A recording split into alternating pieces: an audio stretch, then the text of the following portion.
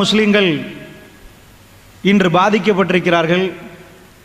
இந்த பாதிப்புக்கு பின்னணியில் நபிகள் நாயகம் ஸல்லல்லாஹு அலைஹி வஸல்லம் அவர்கள் ஏதாவது சொல்லியிருக்கிறார்களா? மறுமை நாளுக்கு நெருக்கமான அடையாளங்களில் இந்த யுத்தங்கள் ஏதாவது இருக்கிறதா? அந்த அடையாளங்கள் ஏதாவது ஹதீஸ்களில் உள்ளதா? அவைகளை பற்றி நாம் பேச வேண்டுமா? அப்படி பேசினால் இஸ்லாமிய மார்க்கத்துக்கும் இந்த பேச்சுக்கும் என்ன தொடர்பு? இந்த விடயங்களை முதலில் உங்களுக்கு மத்தியில் பதிவு செய்யலாம்னு நினைக்கிறேன். ஒரு அடிப்படையை நன்றாக நீங்கள் புரியணும். ஸஹீஹுல் முஸ்லிமில் இந்த ஹதீஸ் இடம்பெறுகிறது. அபூ ஹுரைரா ரலியல்லாஹு அன்ஹு அவர்கள் அறிவிக்கிறார்கள், மல்லம் யக்ஸு வலம் யுஹத்திஸ் நஃப்ஸஹு பில் கத்வி மாத்த அலா ஷுஅபத்தின் மினன் நிஃபாக்.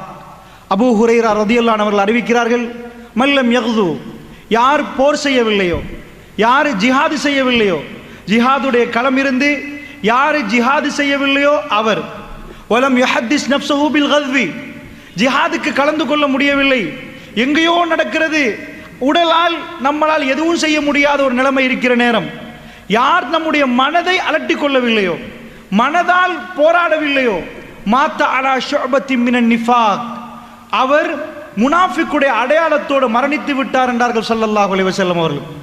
உலகத்தில் நடக்கக்கூடிய முஸ்லிம் நாடுகளில் நடக்கக்கூடிய யுத்தங்கள், அவருடைய பாதிப்புகள், நானும் நீங்களும் முனாஃபிக்கா இல்லையா என்பதை பரிசோதனை செய்வதற்காக அல்லாஹ் ரப்புல் ஆலமீன் அவர்களுக்கு நேரடி சோதனை, எங்களுக்கு மறைமுகமான சோதனை. அதாவது உலகத்தில் யுத்தங்கள் நடக்கிறது, முஸ்லிம்கள் பாதிக்கப்படுகிறார்கள், அந்த பாதிப்பு நேரம் எங்களுடைய கல்புகள் அலட்டிக் கொள்ளவே இல்லை என்று சொன்னால், காலையில எழும்புகிறோம், ராத்திரி வருகிறோம், எங்க பிரச்சனை மட்டும்தான் எங்களுக்கு பிரச்சனையாக இருந்தால், அந்த ஷாம் தேசத்தில், சிரியாவிலே, பலஸ்தீனத்திலே அந்த மக்கள் பாதிக்கப்படுகிற நேரம், யமனிலே முஸ்லிம்கள் பாதிக்கப்படுகிற நேரம், ஒரு வாட்டியாவது அல்லாஹ்விடம் கரமேந்தி, இறைவா அந்த மக்களுக்கு உன்னுடைய உதவி வேண்டும் யா அல்லாஹ், அவருடைய கல்புகளை எல்லாம் ஸ்திரப்படுத்தி விடு யா அல்லாஹ் என்று நாம் கேட்காவிட்டால் இந்த சபை என்னையும் உங்களையும் அளந்து பார்ப்பதற்கான சபையாக இருக்கும். அல்லாஹ்வுடைய நல்லடியார்களே, ரசூலுல்லாஹ் சாதாரண வார்த்தை சொல்லவில்லை, மாத்த அலா ஷுஅபத்தின் மினன் நிஃபாக். ஸஹீஹுல் முஸ்லிமிலே வருகிறது, அவர் முனாஃபிக்குடைய அடையாளத்தோடு மரணித்து விட்டார் என்றார்கள் ஸல்லல்லாஹு அலைஹி வஸல்லம் அவர்கள். அப்படி என்றால் என்னிடம் முனாஃபிக்குடைய அடையாளம் இருக்கிறதா? உங்களிடம் முனாஃபிக்குடைய அடையாளம் இருக்கிறதா? நானும் நீங்களும் முஸ்லீமா முஃமினா என்று அளந்து பார்ப்பதற்கு இந்த உலக சம்பவங்கள் சிலது நான் சொல்லிக் கொண்டு போகிறேன். அது சம்பந்தமாக எங்களுடைய கல்புகளுடைய உணர்வுகள் என்ன என்பதை நாங்கள் யாரிடமும் சொல்ல வேண்டாம், நம்மிடமே விசாரித்து பார்க்க வேண்டும் என்பதைத்தான் முதலில் நான் பதிவு செய்கிறேன். அல்லாஹ்வுடைய நல்லடியார்களே, அப்படி என்று சொன்னால், அதாவது இப்ப உலகத்தில் நடக்கக்கூடிய இந்த பிரச்சனைகள், இந்த பிரச்சனைகளை நான் சொல்வதற்கு முன்னாடி ஒரு விஷயத்தை நீங்க புரியணும். அதாவது ஹதீசுகளை பொறுத்தளவில் ஷாம் என்று தான் வருகிறது. ஹதீஸில் ஷாம் ஷாம் என்று தான் ஹதீசுகள் நிறைய நாம் பார்த்தால் ஷாம் என்ற வார்த்தை தான் பயன்படுத்தப்படும். ஷாம் என்றால் என்ன? அதாவது அது புரிந்தால் மட்டும்தான் ஷாம் என்றால் நான் ஹதீஸில் சொல்லுகிற நேரம் உங்களுக்கு நன்றாக புரியும். நான் சொல்லக்கூடிய இந்த மெப்பையும் சரியாக புரிந்து கொண்டால்தான் ரசூல் ஸல்லல்லாஹு அலைஹி வஸல்லம் அவர்கள் சொன்னது என்ன, இன்றைக்கு நடப்பது என்ன, அதற்கும் மறுமைக்கும் எவ்வளவு நெருக்கமா இல்லையா என்பதை நீங்களே விசாரித்துக் கொள்ள வேண்டும். அல்லாஹ்வுடைய நல்லடியார்களே, ஷாம் என்று சொன்னால் அந்த காலத்தில் ஒரு நிலப்பரப்பாக இருந்தது. இன்றைக்கு 4 நாடுகள், அதாவது பலஸ்தீன், ஜோர்தான், லெபனான், சிரியா. ஜோர்தான்ல ஒரு பகுதி, இந்த 4 நாடும் சேர்ந்த துருக்கியில் ஒரு பகுதியும் வரும். இந்த 4 5வது நாடு, இது அத்தனையும் சேர்ந்தால்தான் ஷாம் என்று சொல்லப்படும். இப்போ இந்த நிலப்பரப்புல அதிகமான பெரிய இடம் வந்து சிரியா. இப்போ ஷாமை பொறுத்தளவுல பலஸ்தீன் சின்னது, ஜோர்தான் சின்னது, லெபனான் இந்த பக்கம் சின்னது. அப்ப இந்த பக்கத்தில் உள்ள பெரிய நிலப்பரப்பு என்னது? சிரியா, அதான் அதிகமானது. இப்போ நம்ம இலங்கை என்று வைத்துக் கொண்டால் யாழ்ப்பாணம் இருக்குது, யாழ்ப்பாணத்துக்கு அடுத்தபடி என்ன இருக்குது? கடல், கடலுக்கு அப்புறம் இந்தியா. இந்த கடல் இல்லைன்னு நினைங்க, சிரியா முடிகிற நேரம் கடல் இல்லை, யாழ்ப்பாணத்துக்கு அடுத்த இந்தியாவா? அதே மாதிரி சிரியா முடிகிற நேரம் முடிஞ்ச உடனே துருக்கி தொடங்கிடும், சிரியாக்கு மேல துருக்கி. இப்ப யுத்தம் எங்க நடக்குது? ஹல்ப், அலப்போன்னு சொல்லுவார்கள். அலப்போன்னு சொல்லுவது இலங்கையில யாழ்ப்பாணம் எப்படி மேலே இருக்குதோ, சிரியாவுடைய அந்த மேல பகுதி தான் அலப்போ, ஹல்ப். இந்த ஹல்புக்கு மேல, ஹல்பை தாண்டினா துருக்கி. ஏன் இதை சொல்றேன்னா, ஹதீஸ்கள் எல்லாம் இந்த இடத்தோட தான் சுத்தி சுத்தி வரும். அதனால நல்லா புரிஞ்சுக்கோங்க மெப்ப. இந்த ஷாம் என்ற மண்ணை பொறுத்தளவில் இப்போ சவுதியில் இப்படி நின்றோன்னு வைங்க, நின்றா இடது பக்கமாக உள்ள மண்ணு தான் ஷாம், வலது பக்கமாக உள்ள மண் வந்து யமன். வலது பக்கத்தில் யமன் வந்துடும், இடது பக்கத்தில் ஷாம் வரும். ரசூல் ஸல்லல்லாஹு அலைஹி வஸல்லம் அவர்கள் மறுமை நாள ஒட்டி சொன்ன அத்தனை விஷயங்களும் இந்த அந்த நிலப்பரப்பில் தான் நடக்க போகிறது. இதில் தான் ரசூல் ஸல்லல்லாஹு அலைஹி வஸல்லம் அவர்கள் நிறைய சொன்னார்கள். அப்படி என்றால் நல்லா புரிஞ்சிருப்பீங்க. சவுதி இதண்டா இந்த பக்கம் இப்படி நான் நிற்கிறேன், இந்த பக்கம் அப்படியே யமன் வலது பக்கம், இந்த பக்கம் அப்படியே ஷாம். இந்த ஷாம்ல வந்து நான் சொன்னேன் பலஸ்தீன், ஜோர்தான்ல ஒரு பகுதி, லெபனன்ல ஒரு பகுதி, சிரியா, துருக்கியில சின்ன பகுதி, இது எல்லாத்தையும் ஒட்டி தான் ரசூல் ஸல்லல்லாஹு அலைஹி வஸல்லம் காலத்தில் ஷாம் என்று இருந்துச்சு. அல்லாஹ்வுடைய நல்லடியார்களே, இந்த ஷாமை பற்றி எக்கச்சக்கமான ஹதீஸ்கள் வருகிறது. முதல்ல ஒரு முஸ்லிம் இந்த யுத்தத்தை பற்றி ஏன் வேதனைப்படணும் தெரியுமா? காபத்துல்லால கை வச்சுட்டாங்கன்னு வைங்க, சும்மா இருப்போமா? துடிக்க மாட்டோம், பதற மாட்டோம். அல்லாஹ்வுடைய ஆலயம்டா நமக்குள்ள எந்த பேதமும் பார்க்க மாட்டோம், எல்லோரும் ஒரு அணியில் நிற்போம். காபத்துல்லா காபத்துல்லாண்ட உசுர துறக்க அடுத்த நிமிஷம் நான் நீங்களை யோசிக்க மாட்டோம். மஸ்ஜிது நபவி, மதீனாவும் நமக்கு அப்படி புனிதம். இந்த இஸ்லாமிய மார்க்கம் அவர் ரசூல் ஸல்லல்லாஹு அலைஹி வஸல்லம் சொல்லி தர்றாங்க, 3 பள்ளி வாசல்கள் உங்களுக்கு புனிதமானது. ஒன்று பைத்துல்லா காபத்துல்லா, அடுத்தது மஸ்ஜிது நபவி, அதுக்கு அடுத்தது மஸ்ஜிதுல் அக்ஸா. இது எங்க இருக்குது? ஷாம்ல இருக்குது. அப்ப மக்கா எங்களுக்கு புனிதம், மதீனா எங்களுக்கு புனிதம், அதுக்கு அடுத்தபடியாக புனிதமான இடம் என்ன? இது ஷாம் தான் எங்களுக்கு புனிதம். இது அதிகமான மக்கள் புரிகிறாங்க இல்ல. உலகத்தில் என்ன நிலப்பரப்பு இருந்தாலும் மக்கா மதீனாவுக்கு அடுத்தபடியாக இந்த ஷாம் என்பது எங்க கல்வியில் அப்படி இடம் பெற வேண்டிய இடம். இந்த 3ஐ ரசூலுல்லாஹ் சொல்றாங்க. அப்ப ஷாம் என்று சொன்ன நிறைய பேர் கவலை வர்றது இல்லை. ஏன் வரலண்டா மக்காண்டா வருகுது, மக்கா எங்களே மதீனாடா வருகுது. மக்கா மதீனாவோட வர்றது தான் இந்த ஷாம். ரசூல் ஸல்லல்லாஹு அலைஹி வஸல்லம் அவர்கள் அதிகமாக சிலாயித்து சொன்னாங்க. சஹாபாக்கெல்லாம் உட்கார வச்சு பேசுறாங்க. அல்லாஹ் ஷாமுக்கு அல்லாஹ் செய்த அருள், அல்லாஹ் செய்த பரக்கத்துன்றாங்க. சஹாபாக்கள் கேட்டாங்க, யா ரசூலல்லாஹ், ஏன் யா ரசூல் அப்படி என்றீங்க, எப்படி சொல்றீங்க? ஷாமை பார்த்து ஏன் அப்படி பண்றீங்க? அல்லாஹ்வுடைய தூதர் ஸல்லல்லாஹு அலைஹி வஸல்லம் சொன்னாங்க, நான் கண்களால் அல்லாஹ் ரப்புல் ஆலமீன் எனக்கு காட்டுகிறான். என்ன காட்டுகிறான் தெரியுமா? ஷாமுடைய நிலப்பரப்பில் மலக்குமார்கள் தன்னுடைய ரெக்கைகளை தாழ்த்தி கொண்டிருக்கிறார்கள். அல்லாஹ் அருள் செய்த பூமி என்றார்கள் ரசூல் ஸல்லல்லாஹு அலைஹி வஸல்லம் அவர்கள்.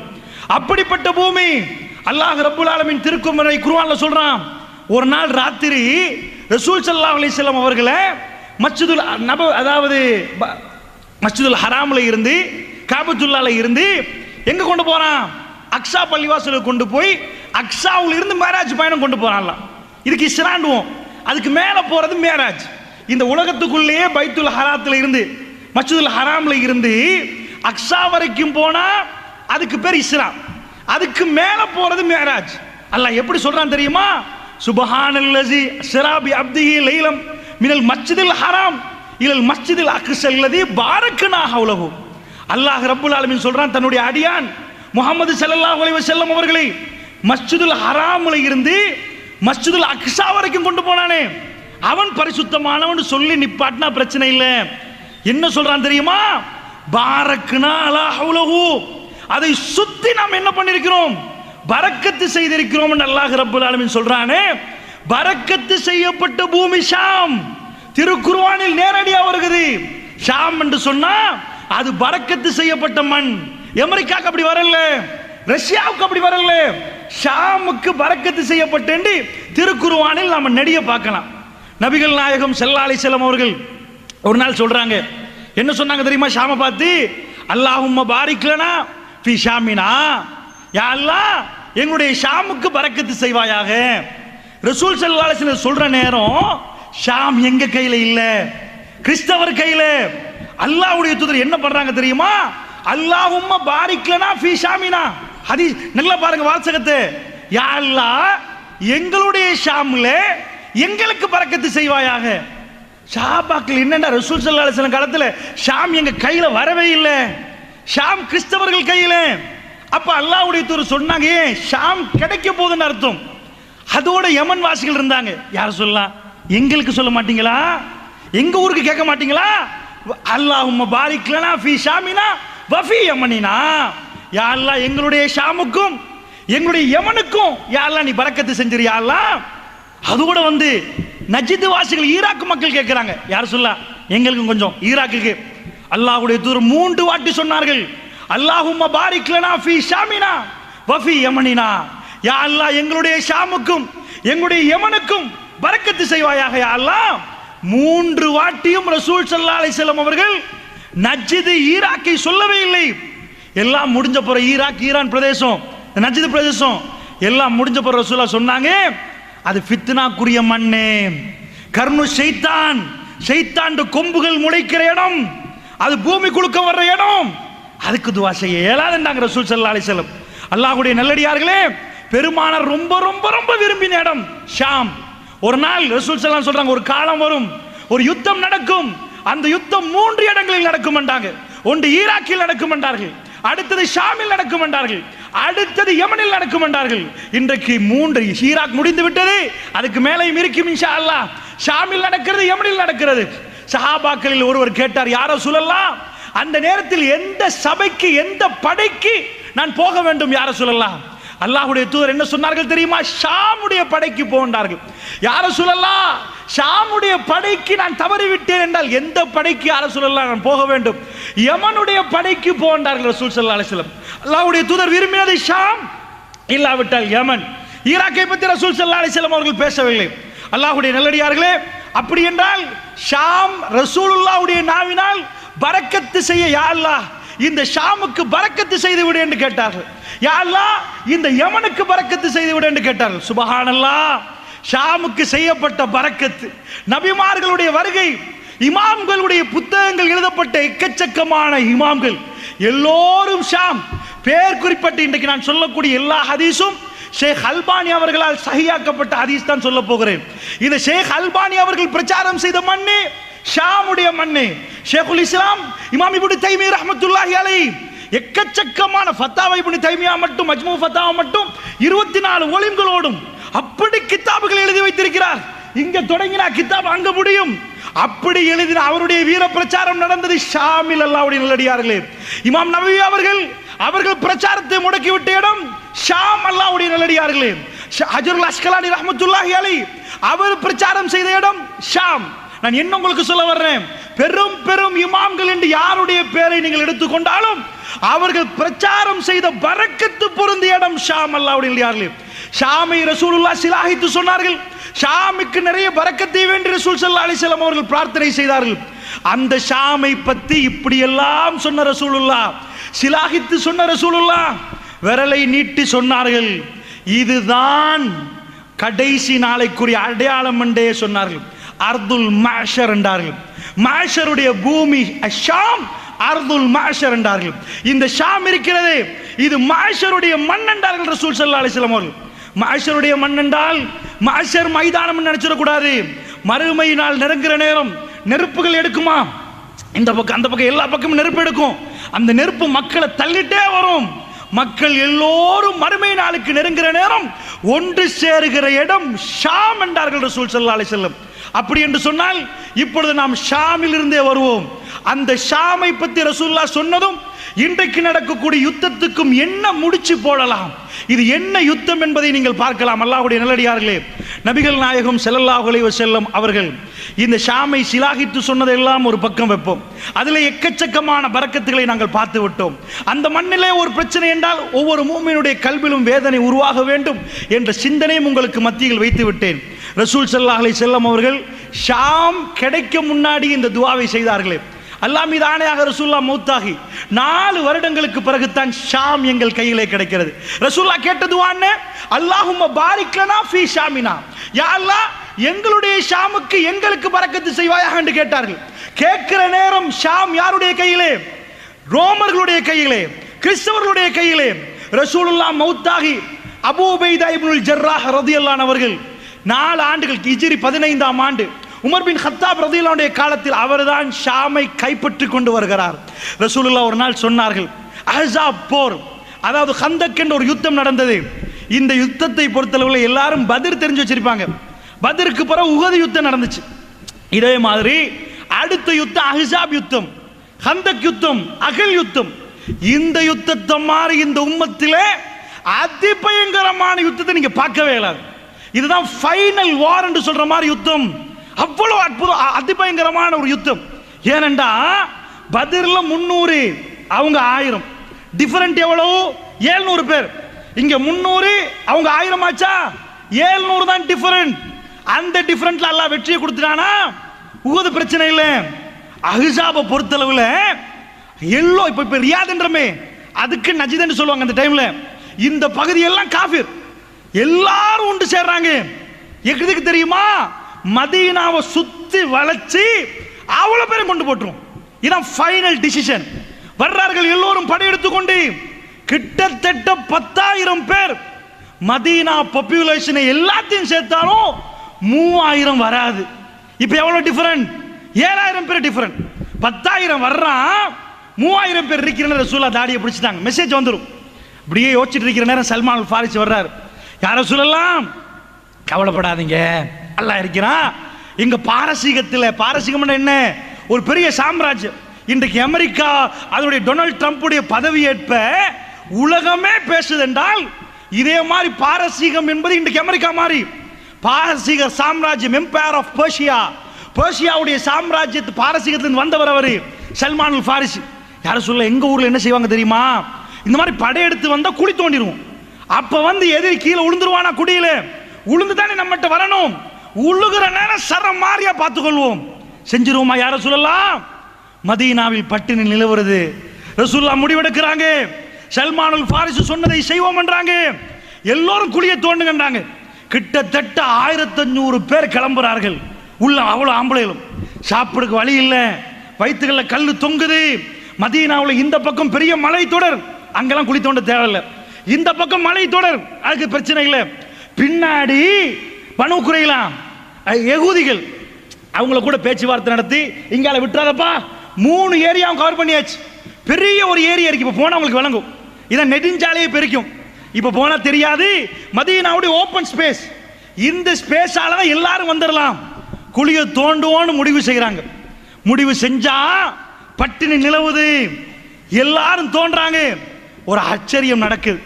குழியை தோண்டிட்டு போற நேரம் ஒரு கல்லு குறுக்க வருகுது. உடைக்க பார்க்கறாங்க, உடையுது இல்ல. அட்டிக்கிறாங்க, உடையுது இல்ல. மஷூரா கேட்கறாங்க. ரசூலுல்லாஹ் போய் மஷூரா கேட்போம்.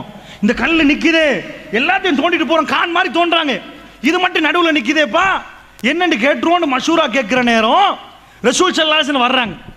வந்து குழியை தோண்டுவதற்கு அந்த குழியை கல்லு குறுக்க நிக்கிற கல்லை உடைக்க வந்தா, அல்லாஹ்வுடைய தூதர் எப்படி உடைச்சாங்க தெரியுமா? பார்த்துட்டாங்க. உடையுது இல்லையா, அல்லாஹ் அறிவிச்சு கொடுத்துருப்பான் போல. எடுத்து கையில பிஸ்மில்லான்றாங்க. பிஸ்மில்லான்னு ஒரு அடி, கல்லு சுக்குணும், கல்லு உடையுது. அல்லாஹ் அக்பர்ன்றாங்க ரசூலுல்லாஹ். இதுதான் ஷாமுடைய வாசல் திறக்கிற நேரம். இந்த யுத்தம் வரைக்கும் எப்படி வரைபடத்தை கீத்துறாங்கன்னு பாருங்க. இன்னும் ஷாம் கையில கிடைக்கல. ஒரு அடி அடிச்சு ஒட்டஞ்ச உடனே சொல்ற அல்லாஹ் அக்பர், அல்லாஹ் அக்பர், அல்லாஹ் பெரியவன். வயிற்றுல கல்லு தொங்குது, மக்கள் பட்டியலில் நிற்கிறாங்க. ரசூலுல்லாஹ் என்ன பண்றாங்கண்டா, மக்களை பார்த்து என்ன சொன்னார்கள் தெரியுமா? அல்லாஹ் ரப்புல் ஆலமீன் ஷாமுடைய செந்நிறை கோட்டைகளை எனக்கு காட்டுகிறான். அல்லாஹ் ஷாமை என் கையில் தருகிறான், என்னுடைய உம்மத்தின் கையில் கொடுக்கிறான் என்றார்கள் ரசூல் ஸல்லல்லாஹு அலைஹி வஸல்லம். கல்லில் இன்னொரு பகுதி மீதமா இருக்குது. அப்படியே பிஸ்மில்லாஹ் அறுத்தாட்டி கல்லு உடையுது. அல்லாஹ் அக்பர் என்றாங்க. வயிற்றுல கல்லு தொங்குது. 10,000 பேர் வெளியே நிக்கிறான், 3000 பேரை காலி பண்ணிடுவான். இது கங்காலம் மதீனாவுல வாழலாமா வாழ முடியாதா என்று கேள்வி இருக்கிற நேரம் பெருமானார் என்ன பேசுறாங்க தெரியுமா? கல்லு உடையுது, யாராலும் உடைக்க முடியாத கல்லு. ரசூல் ஸல்லல்லாஹு அலைஹி வஸல்லம் சொன்னாங்க. என்ன சொன்னார்கள் தெரியுமா? பாரசீக கோட்டை, வெள்ளை மாளிகை, பைத்துல் அபியல், பாரசீக மன்னனுடைய வெள்ளை மாளிகை, ஒயிட் பேலஸ், அதை அல்லாஹ் ரப்புல் ஆலமீன் எனக்கு காட்டுகிறான். அவருடைய கருவூலங்களை என்னுடைய உம்மத்துக்கு கொடுக்கிறான் என்றார்கள் ரசூல் ஸல்லல்லாஹு அலைஹி வஸல்லம். இன்னொரு பகுதி மிஞ்சிருக்குது. பிஸ்மில்லாஹ் ஓங்கி ஒரு அடி அடித்தார்கள், கல்லு சுக்குநூறாகிவிட்டது. அல்லாஹ் அக்பர் என்றார்கள். ரசூல் ஸல்லல்லாஹு அலைஹி வஸல்லம் சொன்னார்கள், யமனுக்குரிய நுழைவாயலை வல்லாஹி அல்லாஹ் எனக்கு காண்பிக்கிறான், அதையும் என் உம்மத்து கையில கொடுத்துட்டான். சுபஹானல்லாஹ்.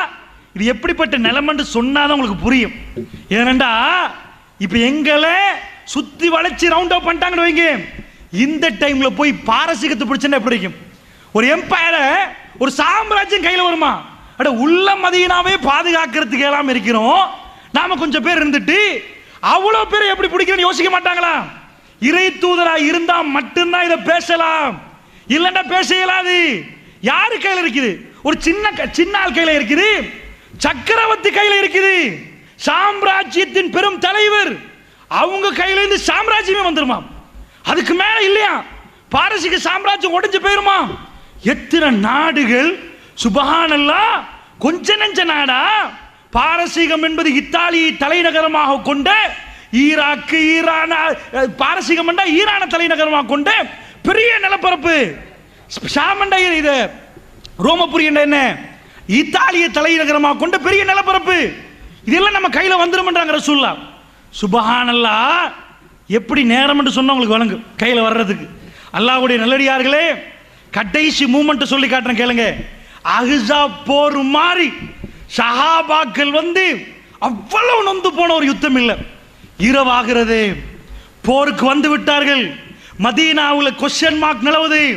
10,000 பேர் குலுக்கி அங்கால நிக்கிறான், 3,000 பேர் இங்க இருக்கிறாங்க குடும்பம் சகிதம். வந்து பாஞ்சா முடிஞ்சு போச்சு கதை.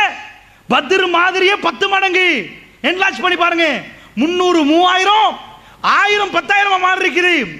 ரசூலுல்லாஹ் எழும்புறாங்க. சுபஹானல்லாஹ். ஆச்சரியமான ஒரு வரலாறு சஹீஹ் முஸ்லிம்ல வருகிறது. எந்த அளவுக்கு கண்ட அல்லாஹ் ரப்புல் ஆலமீன் எப்படி விரட்டான் பாருங்க. நீங்க சூரா அஹ்ஸாபை பிரட்டி பார்த்து உங்களுக்கு விளங்கும். பெருமானார் எழும்பி கேட்கிறாங்க, மக்களே என்ன அறிவிச்சாங்க தெரியுமா? அடுத்த பக்கம் குழியை தாண்டி அடுத்த பக்கமா நிக்கிறாங்க படை தலைவர் அபூ சுஃபியான். அங்க போய் அவங்க என்ன மஷூரா பண்றாங்கன்னு யாராவது என்கிட்ட கேட்டு சொல்லுவீர்களா? என்ன பரிசு தெரியுமா அவர்களுக்கு? சாதாரண பரிசு அறிவிக்கல, என்னோடு சுவர்க்கத்தில் இப்படி இருக்கலாம். நானும் அவர் சுவர்க்கத்தில் அப்படி நிற்போம்.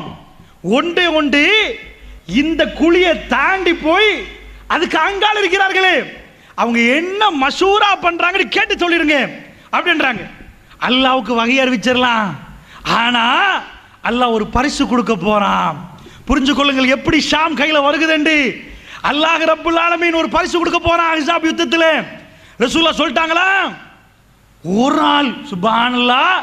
சஹாபாக்கள் கேட்பாங்க, யா ரசூலல்லாஹ் சொர்க்கத்தில் எனக்கு இடம் இருக்குதா? அப்படி பண்ணட்டுமா இப்படி பண்ணட்டுமா?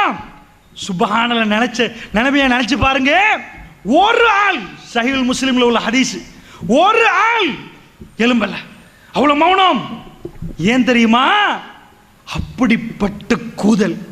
அந்த கூதலை வர்ணிக்க இயலாது. அல்லாஹ் குர்ஆன்ல சொல்றான், நாங்க எதுக்கு அந்த கூதல் அனுப்பினோம்ன்றான். மைனஸ் ஆயிருக்குன்னு நினைக்கிறேன். எலும்பேல நட்டுங்க அப்படி நிக்கிறார்கள் எல்லாம் போத்திட்டு. சுப்ஹானல்லாஹ். இறை தூதர் மட்டும் ஆச்சரியமே எழும்பி பேசுறார். அல்லாஹ் அவருக்கு கொடுத்த அருள். நட்டுங்க நிக்கிற நேரம் இரண்டாவது தடவை ரசூலுல்லாஹ் கேட்கிறாங்க, மக்களே அங்க போய் நாளைக்கு யுத்தம் ஆரம்பிக்க போகுது, அங்க போய் அவங்க என்ன பேசுறாங்கன்னு எனக்கு கேட்டு சொல்லி தருவதற்கு யாராவது உண்டா? அல்லாஹ் அறிவிக்கிறான், சுவர்க்கத்தில் நான் அவர் இப்படி நிற்போம், என்னோட சுவர்க்கத்தில் இருக்கலாம் என்றாங்க. யாருமே இல்லை. சப்பன் அமைதியா நிக்குது. கடுமையான இருட்டு, கட்டும் காத்து வீசுகிறது. கூதல் தாங்க முடியல. மூணாவது வாட்டி சொல்லிட்டாங்களா, இஸ்லாமிய வரலாறுலயே இது பார்க்க இயலாது. இஸ்லாமிய வரலாறுல பத்ர் யுத்தத்தில் எழும்பி யார சொல்லலாம்? என்ன சொன்னார்கள்? நீங்க பாய சொன்னா நாங்க பாய்வோம் யார சொல்லலாம். அப்படி பேசினவர் எல்லாம் இருக்கிறார்கள். ஏன் பேச்சு வருவதில்லை தெரியுமா? ஏலா அந்த கூதல் நடக்க விடுவதில்லை. அங்கிருந்து எப்படி போறது? அப்படி கூதல். சுபஹானல்லாஹ். ரசூலுல்லாஹ் மூணாவது தடவை சொல்லிட்டு முகம் மலர்ந்து ரசூலுல்லாஹ் என்ன சொன்னார்கள் தெரியுமா? கும்யா உதைஃபா, உதைஃபா எலும்புங்கள் என்றார்கள் ரசூலுல்லாஹ். கும்யா உதைஃபா, உதைஃபா எலும்புங்க. அவர் சொன்னார், வல்லதி நஃப்ஸி பியதி, எவன் கரத்தில் என்னுடைய ஆன்மா இருக்கிறது அவன் மீது ஆணையாக, ரசூலுல்லாஹ் மட்டும் எனக்கு எலும்புங்கள் என்று சொல்லாவிட்டால் நான் எழும்பியே இருக்க மாட்டேன். எனக்கு எலும்புங்கள் என்று ரசூலுல்லாஹ் சொன்னார்கள். நான் எழும்பி நின்றேன். உதைஃபா நீங்கள் போய் எனக்கு சொல்லுங்கள். சுபஹானல்லாஹ். எப்படி சொல்லுவது? அந்த கூதலை எப்படி சொல்றது? அவர் சொன்னார், வல்லாஹி நான் அப்படியே ரசூலுல்லாஹ் சொன்னதுக்காக வேண்டி போனேன். போகிற நேரம் ரசூலுல்லாஹ் நிப்பாட்டினார்கள், ஹுதைஃபா நீங்கள் போய் அவர்களை என் பக்கம் திசை திருப்பி விடாதீங்க, போய் ஏதாவது உண்டாக்கி அவ்வளவு பேரை எங்கள் பக்கம் அனுப்பி விடாதீங்க ஹுதைஃபா, போங்கன்றாங்க ரசூலுல்லாஹ். அவர் போய் சுப்ஹானல்லாஹ் எங்க போறார், அப்படியே போய் ஒரு நெருப்பு பத்த வைக்கப்பட்ட இடத்துல உட்கார்றார். உட்கார்ந்தா முதுகு தெரியுது. யாருடைய முதுகு? அந்த படையின் தளபதி அபூ சுஃபியானுடைய முதுகு. எடுக்கிறார், கையில அம்பை எடுத்து குத்தி சாடிப்போம் என்று அனுப்புவோம் என்று நினைக்கிறார். உடனே ரசூலுல்லாஹ் சொன்ன செய்தி ஞாபகம் வருகிறது, ஹுதைஃபா அவர்களை குழப்பி விடாத ஹுதைஃபா என்றார்கள் ரசூலுல்லாஹ். உடனே என்ன பண்ணிட்டார், அப்படியே போட்டு விட்டார். வேண்டாம், பேசுவதை எல்லாம் கேட்டுவிட்டு திரும்பி வந்தார்கள். எல்லா சஹாபாக்களும் அமர்ந்திருக்கிறார்கள். அப்படிப்பட்ட ஃபைனல் வார், அதிபயங்கரமான ஒரு நேரம். ஹுதைஃபத்துல் யமான் ரலியல்லாஹு அன்ஹு அவர்கள் வருகிற நேரம். ரசூலுல்லாஹ் கூப்பிட்டு விட்டு, ஹுதைஃபா என்னப்பான்னு கேட்டார்கள். யா ரசூலல்லாஹ் அவர்கள் போக போறார்கள், யா ரசூலல்லாஹ் இந்த கூதல் அவர்களால் தாங்க முடியவில்லை, அவர்கள் சாக போறார்கள் யா ரசூலல்லாஹ், முடிவை என் காதிலே அல்லாஹ் எட்ட வைத்து விட்டான், அவர்கள் போக போறார்கள் யா ரசூலல்லாஹ். ஹுதைஃபத்துல் யமான் ரலியல்லாஹு அன்ஹு சொல்ற நேரம் என்ன சொன்னார்கள் தெரியுமா? நான் அப்படியே கதையை சொல்லி முடித்து விட்டேன், என்னெல்லாம் பேசினார்களோ அத்தனையும் சொல்லிவிட்டேன். அல்லாஹ் மீது ஆணையாக ரசூலுல்லாஹ் என்னை எழும்புங்கள் என்று சொன்னார், கும்யா ஹுதைஃபாண்டு. நான் எழும்புற நேரம் அப்படி கூதலாக இருந்தது. போங்கள் என்றார்கள். வல்லாஹி ஒரு சூடு காத்து வீசினால் அதில் எப்படி இருக்குமோ இந்த கூதல் அப்படியே இல்லாமல் சூடு காத்தில் பறந்து போற மாதிரி இருந்தது. நான் அப்படி, எனக்கு எந்த வேதனையும் இருக்கவில்லை. எல்லாத்தையும் கேட்டுவிட்டு நான் திரும்பி ரசூலுல்லாஹ்விடம் வந்தேன். வந்து கதையெல்லாம் சொல்ற நேரம் எதுவுமே இருக்கவில்லை. எல்லாத்தையும் முடித்து விட்டேன். கூதல் மறுபடி என்னை பிடித்துக் கொண்டது. ரசூலுல்லாஹ் ஒரு கம்பளியால் என்னை போத்தினார்கள், அவர்கள் தொழுதார்கள். நான் அப்படியே தூங்கிவிட்டேன். காலையிலே சுபஹ் நேரத்தில் என்னை எழுப்பாட்டி தூக்கம் மூஞ்சே என்று செல்லமாக என்னை பேசி எலும்பு ஹுதைஃபா என்று சொன்னார்கள். ஏன் தூக்கம் மூஞ்சே என்று பேசினார்கள்? ரசூலுல்லாஹ்வுடைய சுவர்க்கத்தின் பார்ட்னர், சுவர்க்கத்தின் தோழர் அல்லாஹ் ரப்புல் ஆலமீன் அதிபயங்கரமான நேரங்களிலும் முஸ்லிம் உம்மத்துக்கு கொடுத்த நற்செய்தி. அல்லாஹ்வுடைய நல்லடியார்களே, இந்த ரெண்டு செய்தியும் நன்றாக பார்த்துக் கொள்ளுங்கள். ஒன்று, மதீனா என்ன நிலவரம் என்று தெரியாது, குழியை தோண்டி கொண்டிருக்கிறார்கள். அல்லாஹ் ரப்புல் ஆலமீன் ஃபைனல் நேரத்தில் யுத்தம் செய்ய இயலாது, வந்தவர்களை திருப்ப அனுப்புவோம் என்று கடும் கூதலை அனுப்பி யுத்தத்தை முடித்து விட்டான். அல்லாஹ் முஸ்லிம்களுக்கு வெற்றி அல்லாஹ் கொடுத்து விட்டான். அந்த வெற்றி நேரம் ஒரு தோழரை சுவர்க்கவாசியாக அல்லாஹ் இந்த உம்மத்துக்கு அறிமுகப்படுத்தினான். இப்படி இந்த யுத்தத்திலே தான் ஷாம் கையிலே கிடைக்கும் என்றார்கள். இந்த நேரத்தில் யாரும் நம்ப மாட்டாங்க. வயிற்றுல கல்லு தொங்குற நேரம் ஷாம் கிடைக்குமாப்பா, பாரசீகம் கிடைக்குமான்னு கேட்பாங்க. அல்லாஹ்வுடைய தூதரை நம்பின கூட்டம் வயிற்றுல கல்லை பார்த்துட்டு சின்ன கிராமம் மதீனாவே இவருக்கு இயலாது, ஷாமான்னு கேட்கவில்லை. இறை தூதர் பேசினால் அது நடந்தே ஆகும் என்று நம்பினார்கள். அந்த நம்பிக்கையின் அடிப்படையில் அல்லாஹ் ஜல்ல ஷானுஹு வ தஆலா ஷாமை கொடுத்தான். ரசூல் ஸல்லல்லாஹு அலைஹி வஸல்லம் தொடர்ந்து சொன்னார்கள்.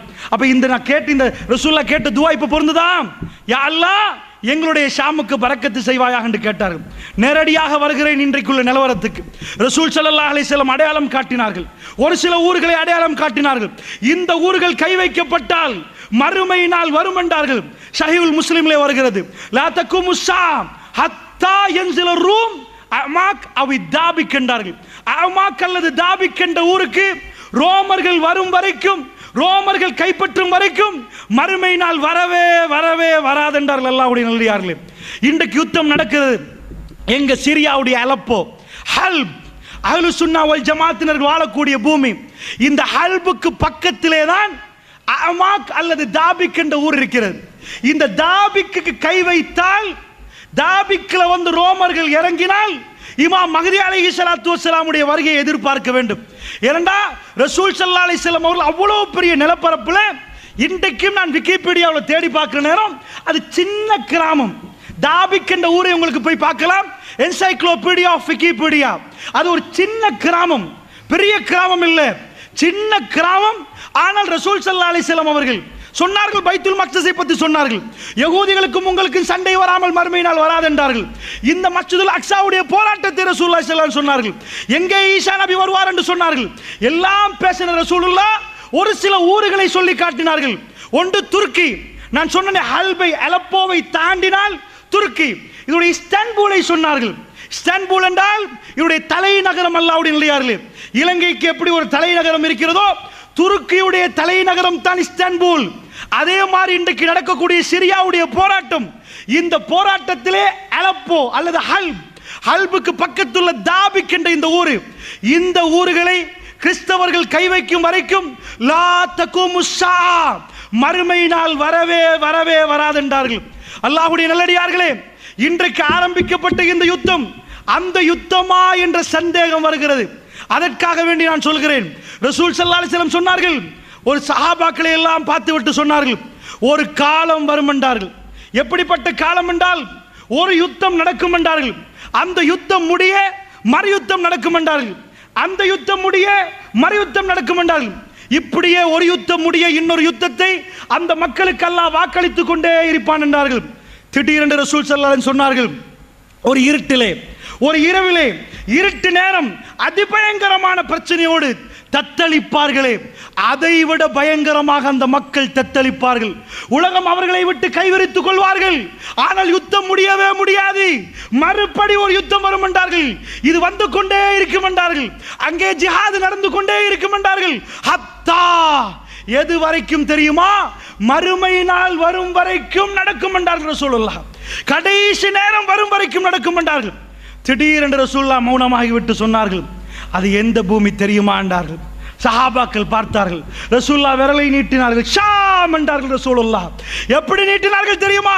ஷாம் என்று நீட்டி மடக்கவில்லை. சஹாபாக்கள் சொன்னார்கள், ரசூலுல்லாஹ் ஷாம் என்று நீட்டிக்கொண்டே இருந்தார்கள். எந்த அளவுக்கு நீட்டினார்கள் என்றால் ரசூலுல்லாஹ் களைப்பாகி விட்டார்கள், அவருடைய விரல் வலிக்கிறது என்று ஆகிற நிலைமை வரைக்கும் விரலை நீட்டிக்கொண்டு ஷாம் என்றார்கள். இங்கே யுத்தம் தொடங்கி விட்டால், இங்கே யுத்தம் ஆரம்பித்து விட்டால் அது முடியவே முடியாது. அந்த யுத்தத்துக்கு பிறகு மறு யுத்தம், மறு யுத்தத்துக்கு பிறகு மறு யுத்தம். மல் அமா என்றார்கள் ரசூலுல்லாஹ். மல் அமா யுத்தம் ஆரம்பித்து விட்டால் அது மறுமை நாளைக்குரிய அடையாளம் என்றார்கள் ரசூலுல்லாஹ்.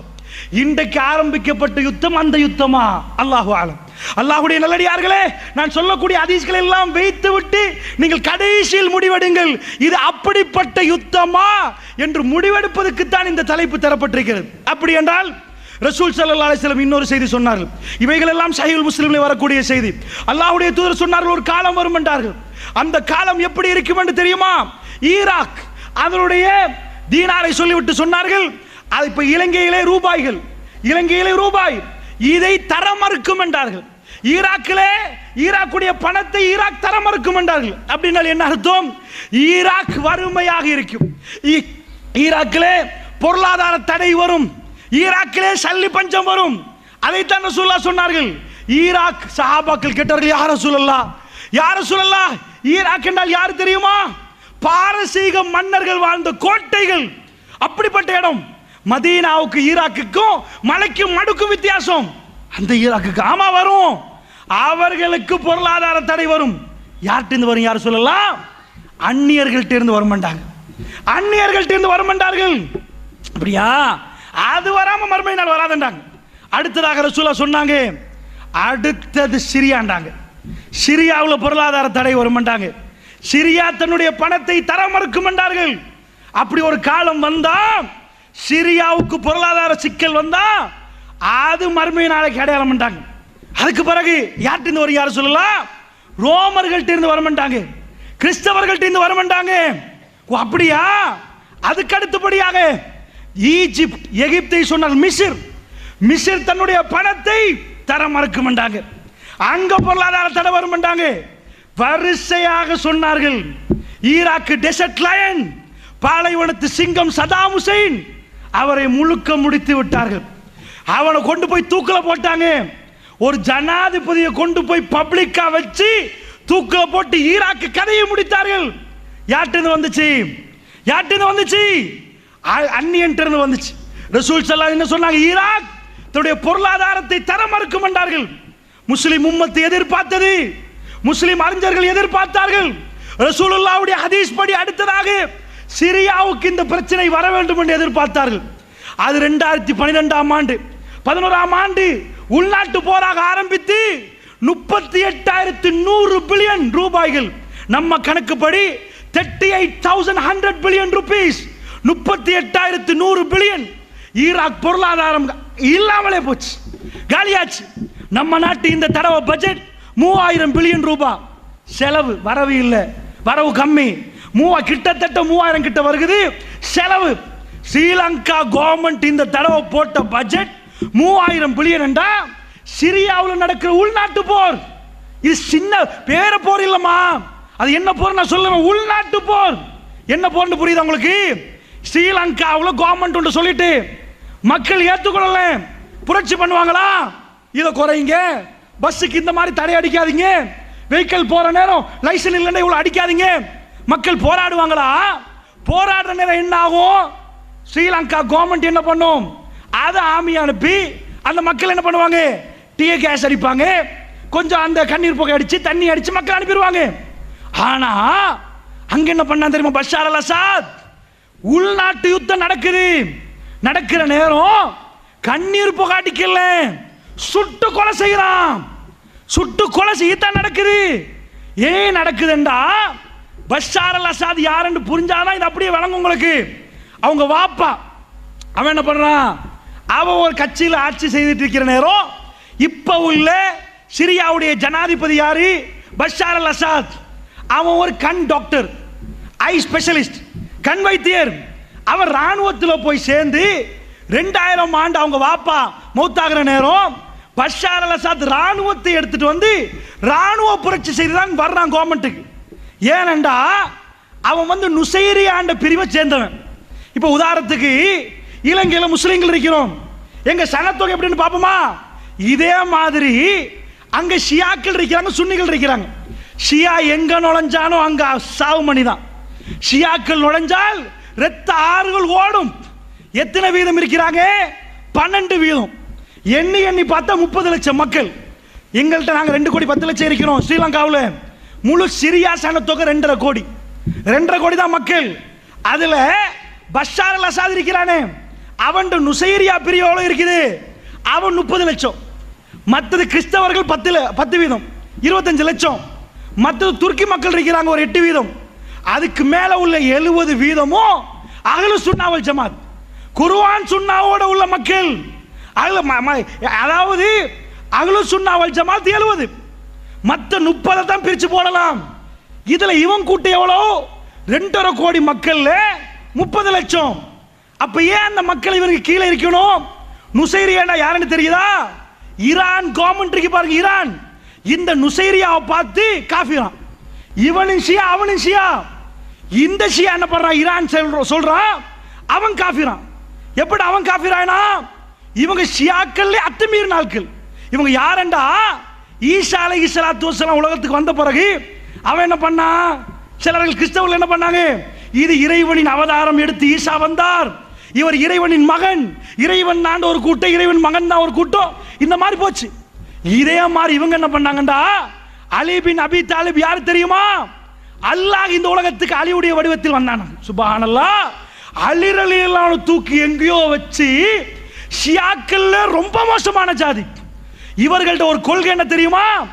அஹ்லு சுன்னா வல் ஜமாத்தை கொண்டா நன்மை, இரத்த ஆறு ஓடினா நன்மை, கொல்ல அவர்களை. இந்த கொள்கையில் உள்ளவர்கள் என்ன பயன்படுத்தினான் தெரியுமா? என்னையே இல்லாமலாக்க பாக்குறீங்களா? அவன் மக்களை கொல்றான். தன்னுடைய நாட்டு மக்களை ராணுவத்தை போட்டு கொல்ற நேரம் அங்கால 4 படம் வருகுது. ISIS வருகுது, ஜபஹத்து நுஸ்ரா வருகுது, துருக்கியில இருந்து ஒரு படம் வருகுது, மக்கள் சார்புல வெளியில இருந்து கொஞ்சம் படம் வருகுது. இவன் தன் கவர்மெண்ட்ல உள்ள ராணுவத்தை அடிக்கிறான். இப்ப அந்த கவர்மெண்ட் சிரியா ஆர்மி அடிக்குது மக்களுக்கு. மக்கள்கிட்ட ஆயுதம் இல்லையா? அந்த பக்கத்து ஆளால் கொஞ்சம் கொடுக்குறாங்க. 2 பேர் அடிக்கிற நேரம் அவன் கவர்மெண்ட் தோக்க பாக்குது. இப்பதான் அழிக்கிறதுக்கு யாரை எடுக்கிறான்? ரஷ்யாவை மேலால எடுக்கிறான். ரஷ்யா விமானங்கள் வருகிறது, ஈரானை கீழால எடுக்கிறான். தரைய மார்க்கமாக ஈரான், ஆகாய மார்க்கமாக ரஷ்யா போம்பைய போட்டு ஒன்றுமில்லாமல் ஆக்குறான். யுத்தத்தில் ஹல்பு மக்கள் அகதிகளாகவே மாறுறார்கள். வீடு வாசல் ஒன்றுமே இல்லை, அடிச்சுட்ட ஹல்ப. எத்தனை பேர் இருக்கிறான் ஹல்புல?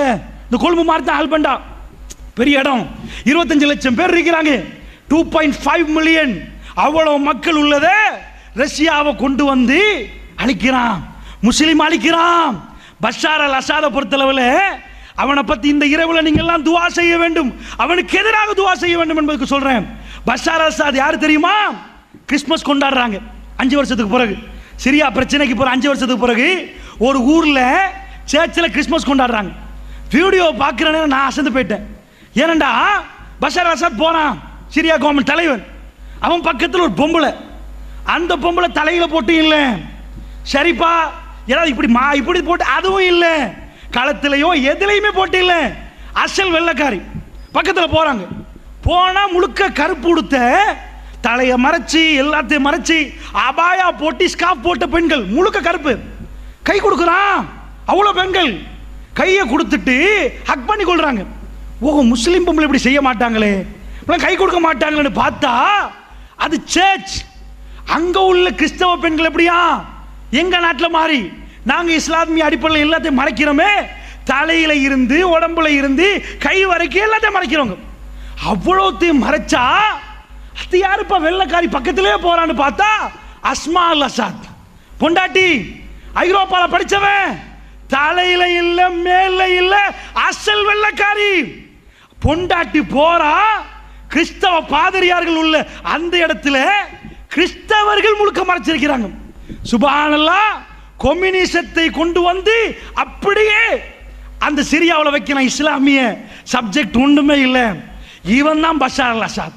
இவன் என்ன பண்றான்? பிடிச்சி எங்க ஆட்கள் எல்லாத்தையும் கொள்றான். அஹ்லுஸ் சுன்னா வல் ஜமாத் என்றால் நானும் நீங்கள் உட்கார்ந்து இருக்கிறோமே, இந்த உறவுகள் தாங்க பாதிக்கப்படுறாங்க.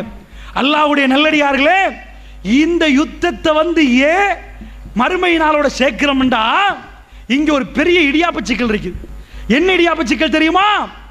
மக்கள் தரப்புல போராடுறதுல நல்லவங்களும் இருக்கிறாங்க. இப்ப சிரியா தரப்பு இருக்கேன்னு வைங்களேன், அதுல ஷியாக்கள் வந்து போராடுறாங்க. மக்கள் தரப்பு இருக்கு பாருங்க, துருக்கி கலைய தலையிடுது, ISIS தலையிடுது. இவங்கெல்லாம் நல்ல ஆட்களா? அங்க பெரிய பிரச்சனை விளங்குதா உங்களுக்கு? இப்ப உதாரணத்துக்கு நாங்க ஒரு படையை இருக்கிறேன்னு வைங்க, ஒரு பேச்சுக்கு நாங்க போய் ஃபைட் பண்றோம், ஒன்றுக்கு எதிராக ஃபைட் பண்ற நேரம் எங்க படையில 10 பேர் இருக்கிறான், 10 படை, 10மே நல்லவன் இல்ல. நாங்க ஒரு கெட்டதுக்காக போராடுறோம், எங்கள்கிட்ட உள்ள 10 படையும் சந்தேகம். அந்த மாதிரியான படைகள் தான் இதெல்லாம். இதுவரைக்கும் உலகத்தில் ISIS ஒண்ணுமே புரியல. யாருப்பா இந்த ISIS? நல்லவனா கெட்டவனா? கேள்விக்குறியா தான் இருக்குது. ஏன் கேள்விக்குறியா இருக்குது? இது அமெரிக்காவே வாசல திறந்த மாதிரி இருந்துச்சு. ஈராக் எப்படி ISIS உண்டாச்சு? ஈராக்கு யுத்தம் முடிய 3.5 லட்சம் பேரை கொண்டு போய் பெரிய ஜெயில அடைக்கிறான். அடைச்சா எப்படி வெளியாகுறாங்க? ஜெயில உடைச்சி வெளியே பாயிறான். வெளியே பாஞ்சா எது இப்ப மாடர்ன் ஆயுதமோ, நவீன ஆயுத களஞ்சியம் உண்டு ஜெயிலுக்கு பக்கத்திலே. பெரிய ஒரு ஸ்டோர் அமெரிக்காட, எல்லா ஆயுதம் இருக்குது, நவீன ரகமான ஆயுதம். இந்த 3.5 லட்சம் பேர் என்ன பண்றாங்க? ஜெயில இந்த உடைச்சிட்டு வந்த உடனே ஆயுத களஞ்சியம் உடைக்கிறாங்க. உடைச்சு அதுல உள்ள ஆயுதத்தை எடுத்து ஈராக்கு வழியாக அப்படியே உள்ள நுழைஞ்சு சிரியாக்குள்ள போடுறாங்க. இப்ப என்ன பிரச்சனைடா, அமெரிக்கா இவ்வளவு கூமுட்டையா? வெளிக்கடை ஜெயில இருந்தே பாயலாம் இருக்குது, போகம்பர்ல இருந்தே பாயலாம் இருக்குது. 3.5 லட்சம் பேரை ஈராக்கில் அடக்கி வச்சு ஜெயில இருந்து பாய்ந்தார்களாம். பாஞ்சா சரி சரி, ஜெயில உடைச்சுட்டான்னு வைங்களேன், அவன்கிட்ட உள்ள அந்த மாதிரி பிரிசன் எல்லாம் உடைச்சிட்டான். உடைச்சா இங்க இருந்து போய் ஆயுத களஞ்சியத்தில் கை வைக்க காட்டியும் இவன் எங்க பார்த்தான்? மேல பார்த்தானா? அப்ப நான் சொல்லல அமெரிக்கா உருவாக்கின படைன்னு சொல்லல. அமெரிக்கா ஆயுதத்தை கொடுக்கும் வரைக்கும் பார்த்து கொண்டிருந்தான். ஏன் பார்த்தான் தெரியுமா? அவன் வேலையே ஆயுதத்தை கையில கொடுத்த நீங்க சண்டை பிடிப்பீங்க, ஃபைனலி நான் வருவேன் சமாதானம் சொல்லி ஒரு அடி அடிச்சு எல்லாத்தையும் முடிச்சிருவேன். விளங்குதா? இதான் வேலை. அதனால ISIS ஆயுதம் கிடைத்தது உலகத்தில் பெரிய சந்தேகம். நவீன ரகமான ஆயுதம் கொஞ்சம் நெஞ்ச இல்ல, அவ்வளவு ஒட்டிச்சு சாம்பலாக்கி அந்த ஆயுதங்களை தூக்கி கொண்டுதான் சிரியாவுக்குள்ள நுழைகிறாங்க. அப்ப அல்லாஹ்வுடைய நல்லடியார்களே, இதுக்குள்ள போற கூட்டத்தில் ஜபஹத்து நுஸ்ரா யாருன்னு விளங்குது இல்ல, ISIS அதுக்கால வருகிறது. வந்து எல்லாரும் ஒன்று சேர்றார்களே, நாளைக்கு இந்த நல்ல மக்களுக்குள்ள யுத்தம் வரலாம் என்ற சந்தேகம் வருகிறது. இதுக்கு முன்னாடி சந்தேகப்பட்டா யுத்தம் நடந்தா இன்னும் ஸ்ரீலங்கா ராணுவமும் LTT ஓகே அவ்வளவுதான் வருது. இது அவன் தூக்கிட்டு வாரான், இவன் தூக்கிட்டு வாரான், அவன் தூக்கிட்டு வாரான். நாளைக்கு நீங்க சண்டை பிடிக்க மாட்டீங்களா? ஷையுல் முஸ்லிம்ல தெளிவா வருகிறது. ரசூலுல்லாஹ் ஒரு துஆ கேட்கிறாங்க, யா அல்லாஹ் என்னுடைய உம்மத்தை, அடுத்த மக்கள் இருக்கிறார்களே அவர்களை வச்சு எங்க உம்மத்தை, எங்க நாடுகளை பிடிச்சிட விடக்கூடாது யா அல்லாஹ், எங்க மண்களை அவர்கள் கையில கொடுத்துறாதே யா அல்லாஹ். அல்லாஹ் ஏத்துக்கொள்றான். என்ன ஏத்துக்கொள்றான்? ஒட்டுமொத்த ஏரியாவையும் கொடுக்க மாட்டேன், உங்களுக்குள்ள சண்டை பிடிப்பீங்க, நீங்க உங்களுக்குள்ள சண்டை பிடிப்பீங்க, அதெல்லாம் ஒன்றும் பண்ண இயலாது, நீங்கள் சண்டை பிடித்துக் கொள்வீர்கள் என்றார்கள் ரசூலுல்லாஹ். அல்லாஹ் அதை மறுத்து விட்டார் என்றார்கள். வெளியில இருந்து வந்து எங்களுடைய முழு பிரதேசத்தை பிடிக்க மாட்டார்கள், சின்ன சின்ன இடம் பிடிப்பாங்க, ஆனா உங்களுக்குள்ள சண்டை வரும் என்றார்கள் ரசூல் ஸல்லல்லாஹு அலைஹி வஸல்லம் அவர்கள். அப்ப என்ன சண்டை வருவது? இந்த யுத்தம் முடிஞ்சா கூட இன்னொரு யுத்தம் சிரியால வரலாம், அது முடிஞ்சா இன்னொன்று வரலாம் என்று சொல்ற மாதிரி ஒரு இடியாப்ப சிக்கல் சிரியாவுக்குள் நடக்கிறது. புரியுதா உங்களுக்கு? யுத்தம் எங்கேயோ தொடங்கி எங்கேயோ ஓடுது. அல்லாஹ்வுடைய நல்லடியார்களே, நபிகள் நாயகம் ஸல்லல்லாஹு அலைஹி வஸல்லம் அவர்கள் சொன்னார்கள், இந்த யுத்தத்தோட நான் எப்படி தொடர்பு படுத்துறேன்னு கேளுங்க.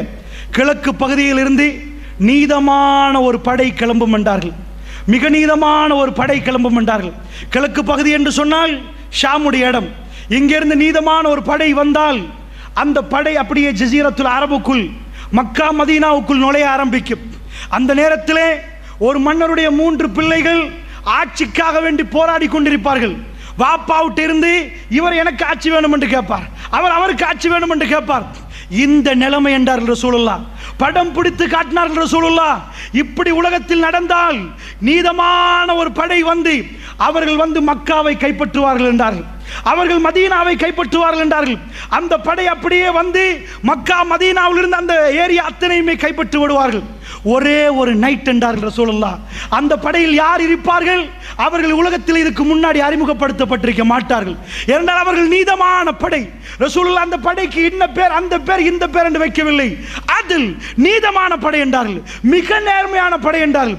அவர்கள் வந்த உடனேயே கஅபத்துல்லா அங்கே அவர்கள் இருப்பார்கள். இரவு நேரம், ஒரே ஒரு நைட், ஹஜர், அதாவது மக்காம இப்ராஹிமுக்கும் ஹஜருல் அஸ்வதுக்கும் இடைப்பட்ட இடத்திலே அவர் இமாம் மஹ்தி, அவரை தேர்ந்தெடுத்துக் கொள்வார்கள். அல்லாஹ்வுடைய நல்லடியார்களே, இந்த படை அவர்கள் வருவார்கள். எப்ப வருவார்கள் தெரியுமா? இவர்கள் வந்த உடனே மதீனா ஹை செக்யூரிட்டி ஜோன், மதீனாவிலே இருந்து தான் படைகள் உலகம் எங்கும் அனுப்பப்படும். ரசூலுல்லாஹ் அதுக்கு வைத்த பேர் என்ன தெரியுமா? மதீனாவில் இருந்து அந்த படை அனுப்பப்படுகிற நேரம் மிக பவர்ஃபுல்லான ஒரு படை. ரசூல் ஸல்லல்லாஹு அலைஹி வஸல்லம் பயன்படுத்துகிற வார்த்தை, உலகத்திலேயே அதிகமான பலமான படை இந்த படை என்றார்கள் ரசூலுல்லாஹ். இந்த பூமியிலே பலமான படை மதீனாவில் இருந்து வெளியே வரும் என்றார்கள். வேற பேர் வைக்கவில்லை ரசூலுல்லாஹ். பலமான படை, நீதமான படை. அந்த பலமான படை எங்க போகும் தெரியுமா? ரோமர்கள் வந்து, கிறிஸ்தவர்கள் வந்து இஸ்தான்புல், கான்ஸ்டான்டினோப்பிள், துருக்கியுடைய தலைநகரத்தை இறங்கி கையிலே பிடித்துக் கொண்டிருப்பார்கள். துருக்கியை பிடித்தால், இன்றைக்கு துருக்கியில யுத்தம் ஆரம்பிக்கப்பட்டிருக்கிறது, சரமாரியாக பாம்பை போட்டுக் கொண்டிருக்கிறார்கள். இன்றைக்கு ஒரு மாதத்துக்கு முன்னாடி பீஸ் டாக்கை உடைத்து விட்டு துருக்கியிலே பிரச்சனை ஆரம்பித்து விட்டது. அரபு நாடுகள் எல்லாம் பிரச்சனைகள் இருக்கிறது. அல்லாஹ்வுடைய தூதர் என்ன சொன்னார்கள்? துருக்கியில் உள்ள தலைநகரம் இஸ்தான்புல், அது எங்கள்கிட்ட இருந்து பறிபோனது என்று செய்தி உங்களுக்கு கேள்விப்பட்டால், அல்லாஹ்வுடைய நல்லடியார்களே, மஹ்தி அலைஹிஸ்ஸலாத்து வஸ்ஸலாமுடைய வருகைக்கும் இஸ்தான்புலுக்கும் மிக மிக நெருக்கமான தொடர்பு இருக்கிறது. அமாக் அல்லது தாபிக் என்ற ஊர் அலப்போவுக்கு பக்கத்திலே, இன்றைக்கு அதிபயங்கரமான யுத்தம் நடக்கக்கூடிய அலப்போவுக்கு பக்கத்திலே இந்த தாபிக் என்ற ஊர் எங்க கையில இருந்து பறி போய்விட்டால், அதே மாதிரி இஸ்தான்புல், துருக்கியுடைய இஸ்தான்புல் எங்க கையில இருந்து பறி போய்விட்டால், அல்லாஹ்வுடைய நல்லடியார்களே, அங்கே தான் இமாம் மஹ்தி வருவார். எங்கிருந்து வருவார்? ஹரத்திலே அவர் இருப்பார். ஒரு காலமும் அவருக்கே தெரியாது அவர் தான் மஹ்தி என்று. நன்றாக புரிந்து கொள்ளுங்கள், மஹ்தி அவர் என்று அவருக்கே தெரியாது. ரசூலுல்லாஹ் என்ன சொன்னார்கள்? படர்ந்த நெற்றி என்றார்கள். மூக்கு கொக்கை, இன்னொரு ஹதீஸிலே மூக்கு கொஞ்சம் நீளமாக இருக்கும் என்றார்கள். அவர் என்னுடைய குடும்பம் என்றார்கள். ரசூல் ஸல்லல்லாஹு அலைஹி சொன்னார்கள், என்னுடைய குடும்பம் என்றார்கள். என்னுடைய ஃபாத்திமாவுடைய குடும்பம் என்றார்கள் ரசூல் ஸல்லல்லாஹு அலைஹி வஸல்லம். குறிப்பாக ஹஸன் ரலியல்லாஹுடைய குடும்பம் என்றார்கள். அங்கிருந்து வருவார் முஹம்மது இப்னு அப்துல்லா, அவருடைய வாப்பாவுடைய பேர் அப்துல்லா, அவருடைய பேர் முஹம்மத். அப்துல்லா, முஹம்மத் என்னுடைய பேருக்கு ஒத்தாக இருக்கும், என் வாப்பா பேருக்கு அவருடைய வாப்பா பேர் ஒத்தாக இருக்கும், என் தாய் பேருக்கு அவருடைய தாய் பேர் ஒத்தாக இருக்கும். ரசூல் ஸல்லல்லாஹு அலைஹி வஸல்லம் அவர்கள் சொன்னார்கள், எல்லாத்தையும் சொல்லிவிட்டு அவர் யார், அவருக்கே தெரியாத அல்லாஹ்வுடைய நல்லடியார்களே. அவர் அந்த நீதமான படையில் வந்தவர். எங்கே வந்தவர்? அவர் மக்காவில் பிறக்க மாட்டார், ஷாம் வாசி. அவர் வருவார் இந்த நீதமான படையில் வந்து காபத்துல்லா கைப்பற்றின உடனே அந்த நைட், அந்த இரவு, ஒரு இரவில் மஹதி வெளியாவார் என்றார்கள் ரசூலுல்லாஹ். ஒரு இரவு தான், உலகத்துக்கு அதுக்கு முந்தின இரவில் இல்லை. இன்னொரு ஹதீஸில் சொன்னார்கள், மறுமை நாள் வருவதற்கு ஒரு நாள் எஞ்சி இருந்தாலும் மஹதியை அல்லாஹ் அனுப்பாமல் மறுமை நாள் வராது என்றார்கள். ஏன் அப்படி சொன்னார்கள் தெரியுமா? அவ்வளவு உறுதி மஹதி வருவார் என்பதற்கு. மஹதி அலைஹிஸ்ஸலாத்து வஸ்ஸலாம் அவர்கள் ரசூல் ஸல்லல்லாஹு அலைஹி சொன்னார்கள், என்னுடைய பரம்பரையில் அவர் வருவார். வந்தால் அவர் அப்படியே இந்த இடத்தில் இருப்பார், மக்காம் இப்ராஹிமுக்கும் இதுக்கும் இடையில் இருப்பார். அந்த நேரத்தில் கண்டு கொள்வார்கள் மக்களில் உள்ள சிறந்தவர்கள், அறிவாளிகள். அவர்கள் இவரை கண்டு கொண்டு இவர் இமாம் மஹதி என்பார். அல்லாஹ்வுடைய நல்லடியார்களே, அரத்தில் அப்படி நடந்தது. 1979ஆம் ஆண்டு சில பேர்களுக்கு கேள்விப்பட்டிருக்கும், 4 நாட்களாக அரத்தில் தொழுகை நடக்கவில்லை. சுபஹ் தொழுகை முடிந்த உடனே ஒரு ஃபயர் பண்ணினார்கள், ஷூட் பண்ணி ஹரமே அப்படி கதிகலங்கி போய்விட்டது. ஹரத்துக்குள்ளே ஒருவர் எடுத்து மைக்கை எடுத்து பிடித்து பேசினார், இமாம் மஹதி வந்திருக்கிறார், இதா இருக்கிறார் இமாம் மஹதி என்று ஒருவரை காட்டி, அவருடைய வாப்பா பேர் அப்துல்லா, அவருடைய பேர் முகமது, அவர் ஒரு படையோடு இங்கே வந்திருக்கிறார், ஹரத்தில் இமாம் மஹதி வந்து விட்டார் என்று சொன்ன சேருக்கு ஹரமே குழம்பி நிற்கிறது. அவர் அரபியில் பேசுகிறார். அங்கே உள்ள பாதி பேருக்கு ஒன்றுமே புரியவில்லை. ஏனென்றால் அஜமிகள் அங்கே இருக்கிறார்கள், என்ன பண்ணுவது என்று விளங்கவில்லை. ஃபயர் பண்றதுக்கு எல்லோரும் ரெடியாக நிற்கிறார். ஹரம் அப்படியே இருக்கிறது. சவுதி கவர்மெண்ட் அது வரைக்கும் இப்படிப்பட்ட ஒரு செக்கிங் கொடுக்கவே இல்லை. இன்றைக்கு போய் ஜித்தாவில் நிற்கிறோம் என்றால் செக் பண்ண வேண்டும் என்று அவர்கள் அவசரப்படுத்துகிறார்கள் என்றால், நீண்ட நேரம் நிப்பாட்டி வைத்து விசாரிக்கிறார்கள் என்றால், இது எல்லாம் 79க்கு பிறகு நடந்தது. அல்லாஹ்வுடைய நல்லடியார்களே, என்ன நடந்தது? ஹரத்திலே இமாம் மஹதியுடைய ஆட்சி என்று சொல்லி அறிவித்து எல்லாரும் வெளியான பிறகு சவுதி அவசரமாக ஃபயர் பண்ணவில்லை. ஹரத்திலே ஒன்றும் பண்ண முடியாது. எல்லாம் அமைதியாக நின்று ரொம்ப ஸ்மூத்தாகத்தான் ஹேண்டில் பண்ணி, அது மஹதி இல்லை அப்பா. ஏனென்றால் சவுதியே கதிகலங்கி நின்றது. இது மஹதியா என்ன? யார்? இமாம்கள் தெளிவாக பேசினார்கள், இப்படி மஹதி வர மாட்டார் என்றார்கள், தெளிவாக சொன்னார்கள். அல்லாஹ்வுடைய நல்லடியார்களே, நிறைய பேர் பேசுகிறார், அவர் மஹதியாம், இவர் மஹதியாம், மஹதி வந்து விட்டார். ஒரு காலமும் மஹதி அலைஹிஸ்ஸலாத்து வஸ்ஸலாம் அவர் வர முன்னாடியும் தெரியாது, அவருக்கும் தெரியாது. அவர் முஹம்மது, அவர் மஹதி என்றால் என்ன தெரியுமா அர்த்தம்? அவர்தான் கலீஃபா, அவர்தான் கலீஃபா. ரசூலுல்லாஹ் சொன்னார்கள், பனி மலைகளை தாண்டியாவது மஹதி வந்தால் அவருக்கு பையத்து பண்ணுங்கள் என்றார்கள். நீங்கள் எல்லோரும் அவர் அணியில் ஒன்று சேருங்கள் என்றார்கள். சாதாரண ஒருவர் வந்து நான் மஹதி என்றா உனக்கு என்னடா ஆட்சி இருக்குது? மஹதிக்கு என்ன கிடைக்கும் தெரியுமா? ஜஸீரத்துல் அரப் அவர் கையில் இருக்கும். ஒரு நாளில் அவர் ஆட்சியாளராக முழு உம்மத்தும் கண்டு கொள்ளும். அல்லாஹ்வுடைய நல்லடியார்களே, அப்படிப்பட்டவர் வந்தாதான் ஆட்சி. ஜஸீரத்துல் அரபில் அது நடக்கவில்லை. நிறைய பேர் வந்து ஹோட்டல்களில் தங்கி மஹதி வந்தாராம். ஒரு காலத்தில் இன்னொருத்தர மஹதி மஹதி என்று அழைத்தார்கள். இப்படி காதியானில் இருந்து எல்லாருமே மஹதியை பற்றி பேசுவார்கள். அந்த மஹதி அலைஹிஸ்ஸலாத்து வஸ்ஸலாம் அப்படியெல்லாம் வரவே மாட்டார். நீங்கள் யாரை பார்த்து சந்தேகப்படவே தேவையில்லை. ஏனென்றால் அவரை உலகம் இந்த உம்மத்து அடையாளம் காட்டும் வரைக்கும் ஜஸீரத்துல் அரபுடைய ஜனாதிபதி அவரா? அவர் மஹதி. அப்படி வந்தாரா? மதீனாவை அவர் படை அனுப்பக்கூடிய சென்ட்ரல் பாயிண்டாக அனுப்பி உலகம் எங்கும் படைகள் போகும் என்றால் ரசூலுல்லாஹ். மதீனாவிலிருந்து போகும். இந்த உலகத்திலே, இந்த பூமியிலே மிக பலமான படை மதீனாவிலிருந்து வெளியாகும். எங்கே போகும் தெரியுமா? கான்ஸ்டன்டினோப்பிளுக்கு போகும் என்றால் ரசூலுல்லாஹ். துருக்கியுடைய தலைநகரம் இன்றைக்கு இஸ்தான்புல் என்ற பேர். கான்ஸ்டன்டினோப்பிளுக்கு போனால் அங்கே உள்ளவர்கள் சொல்லுவார்கள், கிறிஸ்தவர்கள், எங்களுக்கு இவர்களுக்கும் போராட்டம், நீங்க எதுக்கப்பா வந்தீங்க? உங்களுக்கு எங்களுக்கு என்ன இது? படையில் போனவர்கள் சொல்லுவார்கள், இல்லை, எங்களுடைய உறவுகள், நாங்கள் விடமாட்டோம் என்பார். அல்லாஹ்வுடைய நல்லடியார்கள் ரசூலுல்லாஹ் சொன்னார்கள், அந்த படையை 3ஆக பிரித்தார்கள். அந்த மிக பலசாலியான படையில் முனாஃபிக்கள் இருந்தார்கள். 3ஆக ரசூலுல்லாஹ் பிரித்தார்கள். அதிலே ஒரு கூட்டம் புறமுதுகுட்டு ஓடுவார்கள். அல்லாஹ் ஒருபோதும் அவர்களை மன்னிக்க மாட்டான் என்றார்கள் ரசூலுல்லாஹ். அதில் இன்னொரு கூட்டத்தை ரசூலுல்லாஹ் சொன்னார்கள், அவர்கள் அந்த யுத்தத்திலே ஷஹீதாக்கப்படுவார்கள். அல்லாஹ் ரப்புல் ஆலமீன் அவர்களை அரவணைத்துக் கொள்வான், அவர்களை மன்னித்து விட்டான் ரசூல் ஸல்லல்லாஹு அலைஹி வஸல்லம் அவர்கள். அதில் 3வது கூட்டம் அவர்களை தோற்கடிப்பார்கள். அந்த நேரத்தில் இஸ்தான்புல் மீண்டும் எங்கள் கையில் வந்தால் ஈசா நபியுடைய வருகை நெருங்கிவிட்டது என்ற அடையாளம். அல்லாஹ்வுடைய நல்லடியார்களே, இஸ்தான்புல் எங்கள் கையிலிருந்து போய் வர வேண்டும். இன்றைக்கு இஸ்தான்புல் போகுமா என்ற சந்தேகம் எழும்பக்கூடிய யுத்தம் வந்திருக்கிறது. ஆப்கானிஸ்தானை அடித்தார்கள், உள்நாட்டு போர், அல் கைதா என்றார்கள், தாலிபான் என்றார்கள், அடித்துக் கொண்டார்கள், சண்டைகள் வந்தது. கடைசியில் அமெரிக்கா தலையிட்டு அதை கையில் எடுத்தார்கள். ஈராக் யுத்தம் என்றார்கள், அது இது என்றார்கள். கடைசியில் அமெரிக்கா கையிட்டு அவர்கள் கைகளை வந்து விட்டது. அல்லாஹ்வுடைய நல்லடியார்களே, இதே மாதிரி அவர்கள் அப்புறம் பொம்மைகளை போட்டு ஆட்சியை நடத்தி கொண்டிருப்பார்கள். இதே மாதிரி இப்போ துர்க்கி யுத்தம் ஆரம்பிக்கப்பட்டிருந்தால், இதே சிரியாவுடைய யுத்தம் ரசூலுல்லாஹ் சொன்ன மல்அமாவாக இருந்தால், இது முடியவே முடியாமல் அடித்துக் கொண்டே இருந்தால், அல்லாஹ்வுடைய நல்லடியார்களே, கடைசி நேரம் ஷாமிலிருந்து தான் அந்த ஜிஹாது படை வெளியாகும். அல்லாஹ்வுடைய நல்லடியார்களே, ஏன் நான் ஷாமிலிருந்து சொல்கிறேன் தெரியுமா? மஹ்தி அலைஹிஸ்ஸலாத்து வஸ்ஸலாமுடைய படையில் பெரும் பகுதி சிரியா மக்கள். அல்லாஹ்வுடைய நல்லடியார்களே, நான் இதை கட்டி சொல்லவில்லை. சஹீஹுல் முஸ்லிமிலே மிக தெளிவாக வருகிறது. அவர்கள் போய் இஸ்தான்புலை பிடிப்பார்கள். பிடித்தால் ஷைத்தான் வெளியே வந்து கத்துவான். ரசூலுல்லாஹ் சொன்னார்கள், தஜ்ஜால் வெளியே வந்து விட்டான், தஜ்ஜால் வந்து விட்டான். ஓடுவார்கள் அந்த ஜிஹாது படை. எங்கே ஓடுவார்கள் தெரியுமா? ஹதீஸில் தெளிவாக வருகிறது, சிரியாவுக்கு ஓடுவார்கள். ஏன் சிரியாவுக்கு ஓடுவார்கள் தெரியுமா? தன்னுடைய மனைவி மக்களை பாதுகாப்பதற்காக வேண்டி சிரியாவுக்கு ஓட்டம் எடுப்பார்கள். ஏன்? தஜ்ஜால் வந்து விட்டால். அண்டர்லைன் பண்ணுங்க, சிரியா. ஏன் சிரியாவுடைய மனைவி மக்கள்?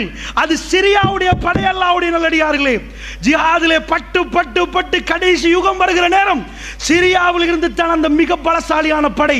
ஷாம் மண்ணில் இருந்து பலஸ்தீனத்திலே ஜிஹாது போராளிகளை நீங்கள் பார்க்கலாம். உம்மாமார்கள் மோந்து மோந்து பிள்ளைகளை அனுப்புகிறார்கள். ஃபீ சபீலில்லாஹ், அல்லாஹ்வுடைய பாதைகளை போங்கள் என்று சொல்கிறார்கள். இந்த ஷாம் மண்ணு மறுமை நாள் நெருங்கி விட்டது என்று சொல்வதற்கான மஸ்ஜிதுல் அக்ஸாவுக்கான போராட்டம் அது தொடங்கி நடந்து கொண்டிருக்கிறது. யகூதியுடைய கணக்குகள் பிழையாகிவிட்டது. யகூதிகள் மிலேனியம் என்று பெயர் வைத்தார்கள். ஏன் பெயர் வைத்தார்கள்? மலிக்குஸ் சலாம்.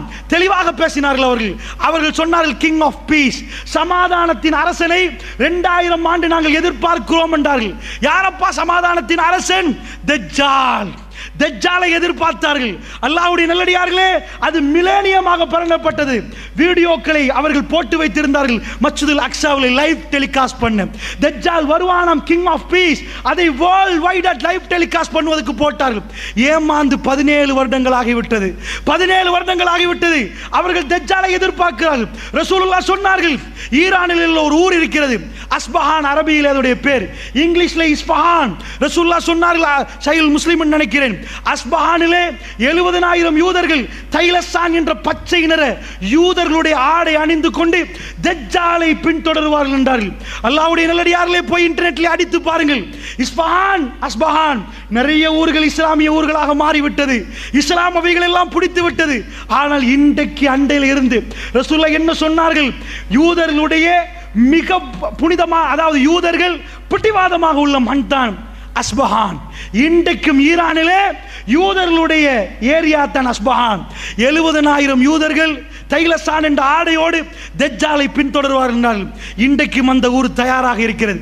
இதுவரைக்கும் அங்கே இஸ்லாம் நுழையவில்லை. ஸ்பெயின் வரைக்கும் இஸ்லாம் போனது, எங்கெங்கேயோ இஸ்லாம் போனது, ஈரானுக்குள்ளே போக முடியாமல் போனது. ஏன்? ரசூலுல்லாஹ் தெளிவாக சொன்னார்கள், அங்கே இருந்து தான் தஜ்ஜால் வெளியே வருவான், தஜ்ஜால் வெளியே வருவான். அந்த பகுதி ஈராக்குடைய பகுதிகளில் இருந்து தஜ்ஜால் வெளியே வந்தால், குராசான் பகுதியில் இருந்து இவர்கள் 70,000 பேரோடு இவர்கள் அப்படியே தஜ்ஜாலை பின்தொடர்வார்கள். பாபு லூத், பலஸ்தீனத்திலே ஜெருசலத்தில் உள்ள பாபு லூத், லூத் என்ற இடத்திலே வைத்து ஈசா அலைஹிஸ்ஸலாத்து வஸ்ஸலாம் தஜ்ஜாலை கொல்லுவார்கள். அல்லாஹ்வுடைய நல்லடியார்களே, இது எல்லாமே ஷாம். இந்த ரெட் மார்க் எல்லாமே ஷாம். இந்த ஷாமில் இருந்து தான் மறுமை நாளைக்குரிய கடைசி யுக முடிவுக்குரிய போராட்டங்கள், அதிபயங்கரமான யுத்தங்கள் அத்தனையுமே நடக்கும். ரசூலுல்லாஹ் சொன்னார்கள், பலஸ்தீன மண்ணில் ஏற்படுகிற யுத்தம், அந்த யுத்தத்தில் எந்த அளவுக்கு என்றால், முஸ்லீம்களுக்கு எல்லா மரங்களும் முஸ்லீம்களுக்கு சொல்லும், ஹாதா யஹூதியும் மிவராகி, எனக்கு பின்னாடி ஒரு யஹூதி இருக்கிறான், தால் ஒக்குத்துலு, வாரப்பா கொல்லவனை என்று பேசும் ஹர்கத் என்ற ஒரு மரத்தை தவிர. சுப்ஹானல்லாஹ், ஒரு மரத்தை நாட்டி கொண்டு போறார்கள் அல்லாஹ்வுடைய நல்லடியார்கள். யூதர்கள் ஒரு மரத்தை நாட்டி கொண்டு போறார்கள். உலக யுகம் முடிவு நாள் ரசூலுல்லாஹ் சொன்னார்கள், அது அவர்களுக்குரிய மரம் என்றார்கள். அந்த மரத்தை தவிர மற்ற மரங்கள் எல்லாம் உங்களுக்கு சப்போர்ட் பண்ண, நேரடியாக பேசுமா மறைமுகமா அல்லாஹு அலம். ஆனால் அந்த யுத்தம் பல யுகங்களாக நடந்து கொண்டு போகிறது. அவர்களுக்கு முஸ்லிம் நாடை முழுமையாக பிடிக்க முடியுமா? நான் இப்பொழுது சத்தியம் பண்ணி சொல்கிறேன், அல்லாஹ் மீதானையாக உலகத்தில் எந்த முஸ்லிம் நாடும் முழுமையாக அவர்கள் பிடிக்க மாட்டார்கள். இது ரசூலுல்லாஹ்வுடைய செய்தி. நாங்கள் தைரியமாக பேசுவோம். 1400 ஆண்டுகளாக முஸ்லிம் நாடு என்ற முஸ்லிம் மண் என்று எது சொல்லப்பட்டதோ அதை முழுமையாக அவர்கள் பிடிக்க மாட்டார்கள். ஒரு பகுதி அவர்களுக்கு பிடிப்ப விடலாம், முழுமையாக பிடிக்க மாட்டார்கள். இது ரசூலுல்லாஹ் தெளிவாக சொன்னது. அல்லாஹ்வுடைய நல்லடியார்களே, அப்படி என்று சொன்னால் பலஸ்தீனம் சின்னதாகிவிட்டது, ஆனால் பலஸ்தீனம் அழியாது, அங்கே ஜிஹாது நடக்கும். ஒரு காலமும் இந்த யூதனுக்கு எங்களை பலஸ்தீனிலிருந்து விரட்ட முடியாது. இதை நன்றாக புரிந்து கொள்ளுங்கள் அல்லாஹ்வுடைய நல்லடியார்களே. இவைகள் எல்லாம் நீங்கள் நம்பிக்கையோடு பார்த்தால் உங்களுக்கு வழங்கும் அடுத்த யுத்தம் இன்ஷா அல்லாஹ். மிஸ்ரில் இதுவரைக்கும் யுத்தம் இல்லை, ஈஜிப்டில் இதுவரைக்கும் யுத்தம் இல்லை, அடுத்தது மிஸ்ரில் நீங்கள் எதிர்பாருங்கள். ரசூலுல்லாஹ்வுடைய அடிப்படையில் நான் இந்த பாடத்தை படிக்கிற நேரம் எனக்கு படித்து தந்த உஸ்தாத் சொன்னார், ஈராக்கிலே பிரச்சனை, அடுத்தது சிரியா என்று சொன்னார்.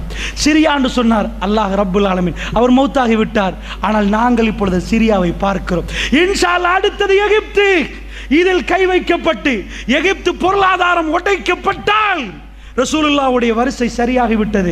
அப்படி என்றால் இந்த யுத்தங்கள் நடந்து கொண்டு போகுமா என்றால், அல்லாஹ்வுடைய நல்லடியார்களே, மறுமை நாளைக்குரிய அடையாளங்கள் அத்தனையும் ஒன்று சேர்ந்து கொண்டிருக்கின்ற அர்த்தம்.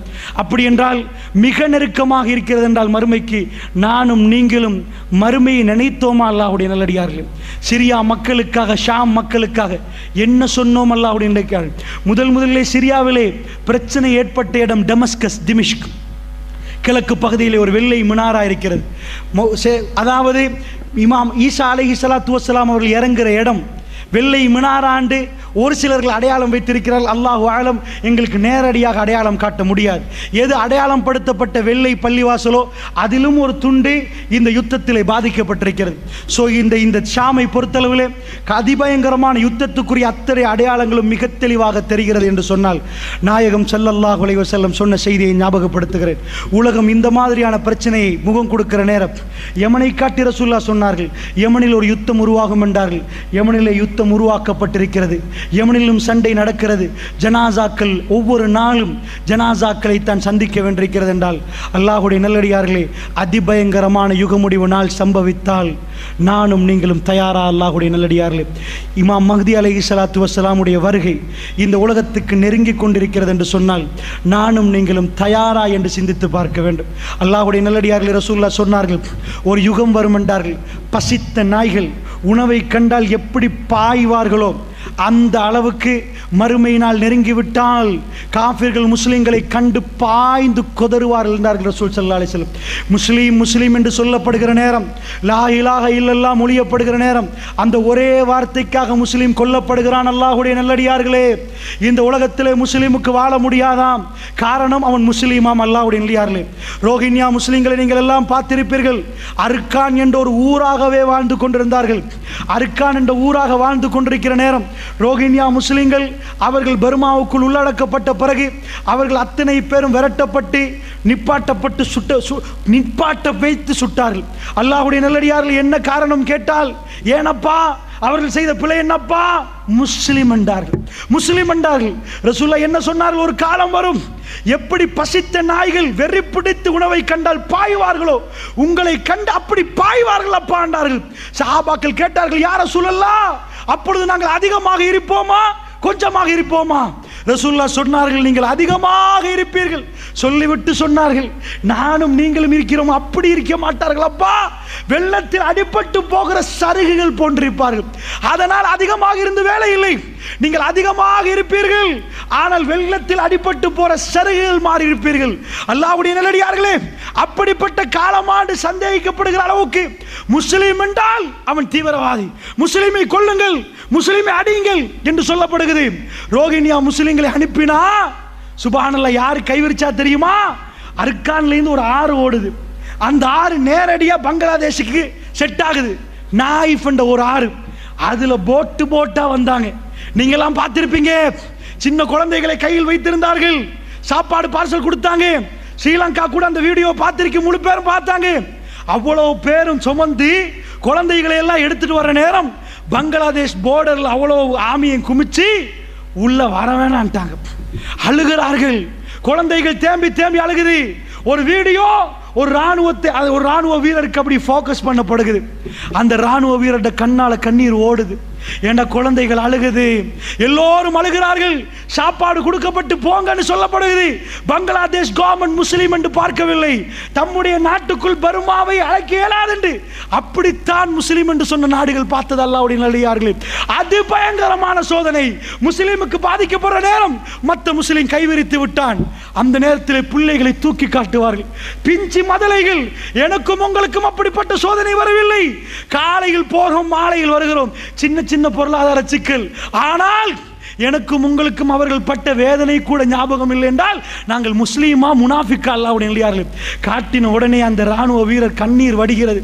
அப்படியே சொல்லுவார், அல்லாஹ் உங்களை பாதுகாப்பான், போங்க, எங்களுக்கு வேற ஒன்றும் பண்ண முடியாது. அழுது அழுது சொல்லுவார், சுப்ஹானல்லாஹ். அந்த மக்கள் திரும்ப போட்டில் ஏற்றி அனுப்பப்படுவார்கள். அந்த மீன் பிடித்தவர்கள் சொன்னார்கள் அறிக்கை, நாங்கள் எல்லாம் மீன் பிடிக்க போனோம், ஆத்தங்கரையிலே நாங்கள் மீனை விட அதிகமாக சின்ன பிள்ளைகளும் மதலைகளும் பெரியவர்களும் ஜனாசாக்களை மிதங்குவதை பார்த்தோம். அல்லாஹ்வுடைய நல்லடியார்களே, இந்த முஸ்லிம் உம்மத் வெறி பிடித்த நாய்கள், பசித்த நாய்கள் எப்படி உணவை கண்டால் பாயுமோ அப்படி பாயும் வரைக்கும் லா தக்கூமு ஸாஅ, மறுமை நாள் வராது என்றார்களே ரசூலுல்லாஹ். என்னுடைய மக்கள் பாதிக்கப்பட்டிருக்கிறார்கள். ஜனாசா ஆத்தங்கரை ஓரமாக மிதக்கிறது. அல்லாஹ்வுடைய நல்லடியார்களே, முழு உலகமே பார்த்த ஒரு போட்டோ நிறைய நாளிதழ்களில் தலைப்பு செய்தியாக வந்து உலகமே உழுக்கப்பட்ட ஒரு போட்டோ. கையில் தூக்குற நேரம் தான் நானே வயதை அலைந்து கொண்டேன். ஏனென்றால் வீடியோ கூட வெளியிட்டார்கள். ஒரு கரை ஓரமாக சிரியாவுடைய யுத்தத்திலே கரை ஓரமாக ஒரு குழந்தை, அந்த குழந்தையுடைய அப்படியே முகம் குப்புற அந்த குழந்தை மவுத்தாக இருக்குது. கிட்டத்தட்ட 3-4 வயசு இருக்கும். அதாவது அப்படியே அலை வருகுது, தலையை நலைக்குது, அலை வருகுது, தலையை நலைக்குது. இந்த மாதிரி நலைச்சு போகுது. சுப்ஹானல்லாஹ். ஜனாசாவை தூக்கினால் சின்ன ஒரு குழந்தை. இந்த மாதிரி யுத்தங்களால் முஸ்லீம்கள் வாப்பா கடலில் மௌத்து, உம்மா மௌத்து, அந்த பிஞ்சு குழந்தை கடலிலே அனாதையாக மரணிக்கப்பட்டிருந்தால் அல்லாஹ் ரப்புல் ஆலமீன் அப்படிப்பட்ட சோதனை எனக்கும் உங்களுக்கும் தரவில்லையே. இந்த இரவிலே நானும் நீங்களும் அந்த மக்களுக்காக கண்ணீர் வடித்து துவா செய்யாவிட்டால், யா அல்லாஹ், எங்களுடைய மக்கள், எங்களுடைய புனித மண்ணிலே மிக அதிபயங்கரமான போராட்டம் நடக்கிறது, அந்த மக்களுக்கு உன்னுடைய உதவி வேண்டும் இறைவா என்று கேட்காவிட்டால் நாம் எல்லாம் எப்படிப்பட்ட முஸ்லீம்கள் அல்லாஹ்வுடைய நல்லடியார்களே.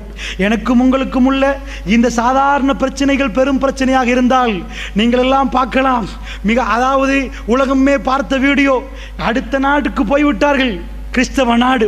போனால் ரயில்வே ட்ரக்கிலே பிஞ்சு குழந்தைய உம்மா தூக்கி கொண்டிருக்கிறார். பாப்பா வந்து உம்மாவோட சேர்த்து ரயில்வே ட்ரக்கிலே போடுறார். எதுக்கு போட்டார் தெரியுமா?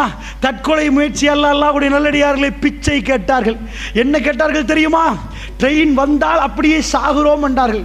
பேச்சுக்கு நிஜமாக சொல்லவில்லை. ஏன் அப்படி சொன்னால்தான் அந்த ஊரிலே எங்களை எடுப்பார்கள். என்ன கேட்டார்கள் தெரியுமா? இல்லை என்றால் நீங்கள் எங்களை பொறுப்பெடுத்துக் கொள்ளுங்கள் என்றார்கள். எங்களை பொறுப்பெடுத்துக் கொள்ளுங்கள் என்றார்கள். சுப்ஹானல்லாஹ். கிறிஸ்தவ நாடுகளில் போய் மண்டியிட்டு எங்களை பொறுப்பெடுத்துக் கொள்ளுங்கள் என்று கண்ணீர் வடித்து அழுகிறார்களே பஷார் அல் அசாத். அவன் செய்த கொடுமை இந்த மோமீன்களை முஸ்லிம்களை மண்டியிட வைத்திருக்கிறது அல்லாஹ்வுடைய நல்லடியார்களே. அப்படி என்று சொன்னால் நான் என்ன உங்களுக்கு சொல்கிறேன், அதிபயங்கரமான யுத்தத்தின் விளைவு. நன்றாக வாழ்ந்த எங்களுடைய முஸ்லிம்கள் எங்கேயோ போகிறார்கள். அவர்களுடைய குடிசைகளே கூடாரத்திலே -டிகிரி அல்லாஹ்வுடைய நல்லடியார்களே, அதிபயங்கரமான கூதல் இருக்கிறார்கள். சாப்பிடுவதற்கு வழி இல்லை. அவர்கள் செய்த குத்தம் என்ன? பஷார் அல் அசாதை முன்னிறுத்தி, இறைவா இந்த கொடுங்கோலனுக்கு நீயே பார்த்துக்கொள் யா அல்லாஹ் என்று எத்தனை முஸ்லிம்கள் கேட்டீர்கள். நானும் நீங்களும் அவர்களுடைய உறவுகள் என்றால், அஹ்லு சுன்னா வல் ஜமாஅத்தினர்கள் பாதிக்கப்படுறார்கள் என்றால், இந்த ஷியாக்கள் அவர்கள் நுழைந்து இவர்கள் அஹ்லு சுன்னாவுடைய இரத்தத்தை ஓட்டுகிறார்கள் என்று சொன்னால் புரிந்து கொள்ளுங்கள், இந்த நாட்டிலே ஷியாக்களை வளர்க்கிறார்கள். இமாம் குமைனி. யாரடா இமாம் குமைனி? அவனுக்கு இமாம் என்று யார் பேர் வைத்தது? அல்லாஹ்வுடைய நல்லடியார்களே, அந்த அளவுக்கு இமாம் என்று சொல்லக்கூடிய ஈரானிய முஸ்லிம் குடியரசு என்று வாய் கூசாமல் வானொலிகளில் பேசுகிறார்களே, ஷியாக்கள் என்றைக்காவது அஹ்லு சுன்னா வல் ஜமாத்தில் சேருவார்களா? நாங்கள் ஜமாத் ரீதியாக பிரிந்திருக்கலாம், தௌஹீத் தப்லீக் ஜமாத் இஸ்லாம் என்று பிரிந்திருக்கலாம், ஆனால் நாங்கள் எல்லோரும் அஹ்லு சுன்னா வல் ஜமாத்துகள். ஆனால் ஷியாக்கள் காஃபிர்கள். ஜமியத்துல் உலமா மிக தெளிவாக ஃபத்வா கொடுக்கப்பட்டிருக்கிறது. ஷியாக்களை இந்த உலமாக்கள் எல்லோரும் எல்லோரும் எதிர்க்கிறார்கள். ஹரத்திலே வியாழக்கிழமை வெள்ளிக்கிழமை ராத்திரியிலே ஆமியிலே போடுவார்கள், மஸ்ஜித் நபவியிலே. ஏன்? இந்த ஷியாக்கள் அங்கேயும் பிரச்சனை, தொழமாட்டார்கள். சுப்ஹானல்லாஹ். மஸ்ஜிதில் அலிக்கு போய் தொழுவார்கள். மிக முசீபத்து பிடித்தவர்கள், மிக முசீபத்து பிடித்தவர்கள். இன்னொரு பக்கத்திலே ஹவாரிஜ், இன்னொரு பக்கத்திலே ஹவாரிஜ், அவர்களும் ஷியாக்களுடைய யுத்தத்தில் இருக்கிறார்கள். அல்லாஹ்வுடைய நல்லடியார்களே, இந்த சிரியாவுடைய போரில் ஹவாரிஜ் என்ற அடையாளம் காட்டப்பட்ட ஒரு சிலர்களும் இருக்கிறார்கள். ரசூலுல்லாஹ் அவர்களை என்ன சொன்னார்கள்? நீங்கள் என்னப்பா ஹவாரிஜை அடையாளம் காணவே கஷ்டம், நீங்கள் தொழுவீர்கள், அவர்களும் தொழுவார்கள். உங்கள் தொழுகை என்னன்னு நினைப்பீர்கள்? உங்கள் தொழுகை என்ன நினைப்பீர்கள்? அவர்கள் அப்படி தொழுவார்கள். நீங்கள் நோன்பு பிடிப்பீர்கள், சஹாபாக்களை பார்த்து அவர்கள் நோன்பு பிடிப்பார்கள். நீங்க என்னப்பா நோன்பு பிடிக்கிறீர்கள்? அப்படி நோன்பு பிடிப்பார்கள். ஆனால் ஓதுவார்கள் தொண்டை குழிக்கு கீழ் இறங்காது. இப்படி இபாதத்து செய்வார்களா என்று நினைப்பீர்கள்? ஹவாரிஜ்களை பற்றி ரசூலுல்லாஹ் என்ன சொன்னார்கள் தெரியுமா? அப்படி இபாதத்து பக்குவம் எல்லாமே இருக்கும். அவர்கள் முஸ்லிம்களை கொல்லுவார்கள், அதான் அடையாளம். முஸ்லிம்களை கொல்லுவார்கள். அவர்கள் மட்டும், அவர்கள் வருகிற காலத்தில் நான் இருந்தால் ஆதி சமூகத்தை அல்லாஹ் எப்படி அழித்தான் அப்படி அழிப்பேன். ரசூல் ஸல்லல்லாஹு அலைஹி சொன்னார்கள், அவர்களை கண்டால் கொல்லுங்கள் என்றார்கள்.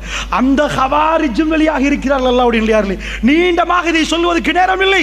அந்த ஹவாரிஜும் வெளியாக இருக்கிறார்கள். இன்னொரு பக்கமாக ஷியா. இந்த நாட்டில் யார் செய்த முசீபத்தோ 200க்கு மேற்பட்டவர்களை ஈரானுக்கு அனுப்பி அவர்கள் எல்லாம் மௌலவியாக வந்திருக்கிறார்கள். ஓட்டமாவடியிலே ஒரு மதரசா, கதிரவேலிலே இன்னொரு மதரசா என்று சொல்லி மதரசாக்கள் நடத்தப்படுகிறது. அஹ்லுஸ் சுன்னா வல் ஜமாத் பள்ளிவாசல்கள் குறிக்க வைக்கப்பட்டு இன்னமும் அவர்களுக்கு வழங்கப்பட்டால் எங்களுடைய உறவுகள் அங்கே போய் ஷியாவை படித்து வந்து நெஞ்சிலே அடித்து அடித்து ஃபாத்திமா ஃபாத்திமா என்று பேசுகிறார்கள். அவர்கள் நடிக்கிறார்கள். கோல்ஃபேஸுக்கு பக்கத்திலே அவருடைய பல்கலைக்கழகம், ஃப்ரீ எஜுகேஷன். எங்களுடைய உறவுகள் தெரியாமல் போறார்கள். அந்த அளவுக்கு முஸ்தபா போகிறார்கள். பேசினால் எங்களுக்கு பிரச்சனை, பேசினால் எங்களை கூப்பிட்டு ஓட்டமாவடியிலே வைத்து பேசினால் அவர்களுக்கு போலீஸ் விசாரணை. அந்த அளவுக்கு நாட்டுக்குள்ளேயும் பூந்து விட்டார்கள். அல்லாஹ் விட மாட்டான். நாங்கள், எங்களுக்கு பிரச்சனை வந்தாலும் பிரச்சனை இல்லை. இந்த உம்மத்து என்றைக்கு ஷியா நுழைந்ததோ அன்றைக்கு இந்த உம்மத்து இரத்தார் ஓடும். அல்லாஹ்வுடைய நல்லடியார்களே, அப்படி என்றால் என்னுடைய உறவுகளே, அஹ்லுஸ் சுன்னா வல் ஜமாத்தினர்களே, நானும் நீங்களும் உருவாகி ஷியாக்கள் தெரிந்து எங்களுடைய பிள்ளைகளை பாதுகாக்கணும். கோல்ஃபேஸ் வரைக்கும் வந்து விட்டார்கள். யூனிவர்சிட்டி உருவாக்கி இருக்கிறார்கள். இந்த நாட்டில் அவர்களை பற்றி பேசினால் எனக்கும் உங்களுக்கு மௌனம். ஈரான் அப்படி தலை போட்டிருக்கிறது. அல்லாஹ்வுடைய நல்லடியார்களே, அல்லாஹ் விட மாட்டான், அல்லாஹ் விட மாட்டான். அவர்கள் செய்கிற அராஜகம் தான் இந்த அராஜகம். இது எல்லாத்துடைய முடிவு கிறிஸ்தவருடைய கையிலே, அது கையிலே போனால், ஆமாக் அல்லது தாபிக்கிலே வந்து அவர்கள் இறங்கினால், ஸ்டன்பூல் என்றைக்காவது அமெரிக்காவோ நேட்டோ படையோ ஏதோ ஒன்று பிடித்தால் அன்றைக்கு எதிர்பாருங்கள் இமாம் மஹ்தி அலைஹிஸ்ஸலாத்து வஸ்ஸலாமுடைய வருகை. அல்லாஹ்வுடைய நல்லடியார்களே, அதிபயங்கரமான சம்பவங்கள் இவைகள் எல்லாம் நடக்கிற நேரம் இன்னொரு சம்பவம் நடக்கிறது. இது எல்லாம் வைத்துத்தான் மறுமை நாள் நெருங்கிவிட்டதா? ரசூலுல்லாஹ் சொல்லிவிட்டார்கள், நெருங்கிவிட்டது. நான் கடைசி தூதர் என்று சொல்லிவிட்டார்கள். அது எவ்வளவு நெருங்கியிருக்கிறது என்றால் ரசூலுல்லாஹ் சொன்னார்கள் ஒரு நதியை பார்த்து. மறுமை நாளைக்குரிய அடையாளங்களை ரசூலுல்லாஹ் பேசுகிற நேரம் பானதுரையிலே இந்த வீட்டிலே இப்படி நடக்கும் என்று பேச மாட்டார். இன்னால் மௌத்தாகுவார், அது மறுமைக்குரிய அடையாளம் என்று சொல்ல மாட்டார். ஏனென்றால் உலகமே பார்க்கணும், உலகமே பேசணும். அந்த மாதிரி விஷயங்களைத்தான் ரசூல் ஸல்லல்லாஹு அலைஹி வஸல்லம் நாவுகளே அல்லாஹ் சொல்ல வைத்தான். ஏன் சொல்ல வைத்தான் தெரியுமா? அந்த யுகங்களில் அவைகள் எல்லாம் நடக்கிற நேரம் நானும் நீங்களும் தௌபாவிலே ஈடுபட்டு அல்லாஹ்வின் பக்கம் திரும்ப வேண்டுமா, நெருங்க வேண்டுமா? அதற்காக வேண்டி அல்லாஹ்வுடைய தூதர் இப்படி சொன்னார்கள். ரசூலுல்லாஹ் சொன்னார்கள், ஃபுராத் நதி வத்தி, யூப்ரட்டிஸ் நதி வத்தி, தங்க மழை வெளி வரும் வரைக்கும் மறுமை நாள் வராது வராது என்றார்கள் ரசூல் ஸல்லல்லாஹு அலைஹி வஸல்லம் அவர்கள். லா தகுமு ஸஆ, மறுமை நாள் வராது. ஃபுராத் நதி வத்தி, தங்க மழை வெளி வரும் வரைக்கும். புகாரி முஸ்லிமிலே வருகிறது. அல்லாஹ்வுடைய நல்லடியார்களே, திடுக்கிடக்கூடிய செய்தி. ஃபுராத் என்றால் யூப்ரட்டிஸ் நதி. நான் நினைக்க மாட்டேன் இந்த சபையில் யாரும் அந்த நதி ஸ்கூலில் படித்திருக்காமல் யாரும் இருந்திருப்பீர்கள் என்று. ஏனென்றால் உலகத்தில் மிக பிரசித்தி பெற்ற நதிகளில் நைல், யூப்ரட்டிஸ், டைக்ரீஸ், அமேசான் இவைகள் ஆகவும் பிரசித்தி பெற்ற நதிகள். ஹிந்து நதி.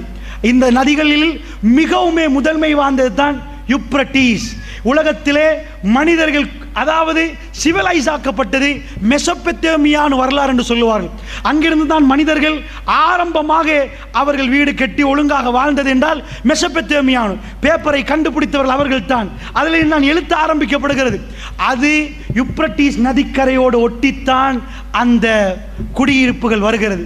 அல்லாஹ்வுடைய நல்லடியார்களே, வரலாறில் என்றைக்கும் இல்லாத மாதிரி நான் பார்த்தேன். சுபஹானல்லாஹ், நாசாவுடைய ஒரு படத்தை. சுபஹானல்லாஹ், நீங்கள் போய் இன்டர்நெட்டில் அடித்து பாருங்கள். 2003ஆம் ஆண்டு, 2009ஆம் ஆண்டு, 2003, 9, 16 எடுத்துக்காட்டார்கள். அசந்து போகிறேன்.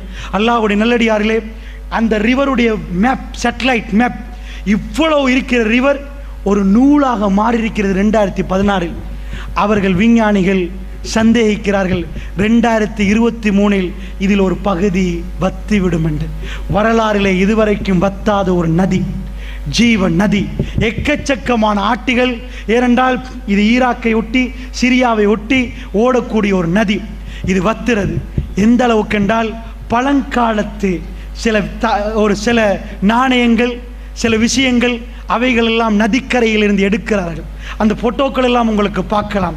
ரசூலுல்லாஹ் குறிவைத்து சொன்னார்கள், சேட்டலைட் மூலமாக யூப்ரட்டிஸ் நதிகளை இன்றைக்கு அவதானிக்கப்படுற அளவுக்கு.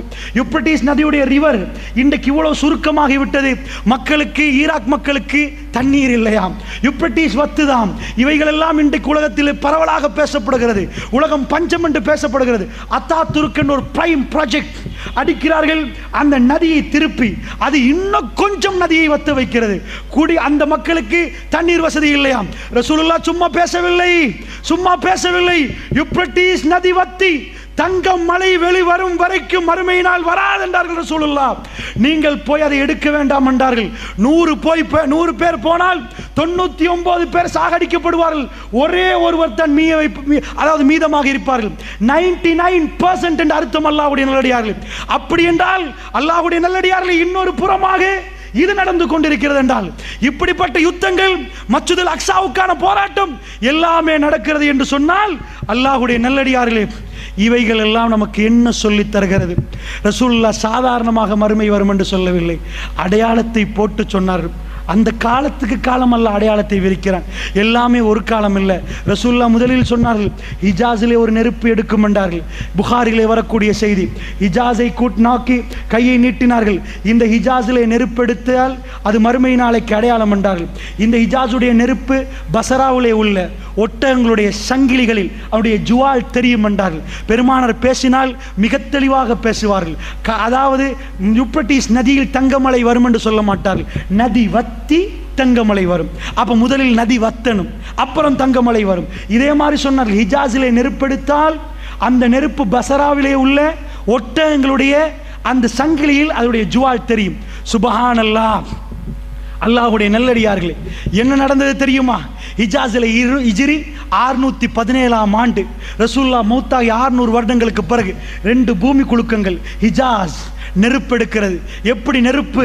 அது அப்படியே வானத்தை நோக்கி நெருப்பெடுக்கிறது. அந்த இன்டர்நெட்டில் நீங்கள் அடித்து பாருங்கள். அந்த கல்கள் எல்லாம் கருகி கருகி இன்றைக்கும் ஹிஜாஸில் யாருமே இல்லை. கிட்டத்தட்ட 700 ஆண்டுகளாகிவிட்டது. கருகின கல்லுகள் காலை வைத்தால் குத்தும் நடுவால் நெடுஞ்சாலை போடப்பட்டிருக்கிறது. இந்த பக்கம் கருகின பூமி, இந்த பக்கம் கருகின பூமி. ஹிஜ்ரி 617 மஸ்ஜித் நபவிக்கு எல்லோரும் ஒன்று சேர்ந்து விட்டார்கள். தௌபாக்கு ஈடுபட்டார்கள். ஏன்? 2 தடவை பூமி குலுக்கம். பூமி குலுக்கத்தோடு ஹிஜாஸில் ஒரு நெருப்பு. சுபஹானல்லாஹ், அந்த நெருப்பு இப்படி எடுத்தால் அது ஒரு நாளும் சிரியாவுடைய டெமிஸ்குக்கு தெரியாது.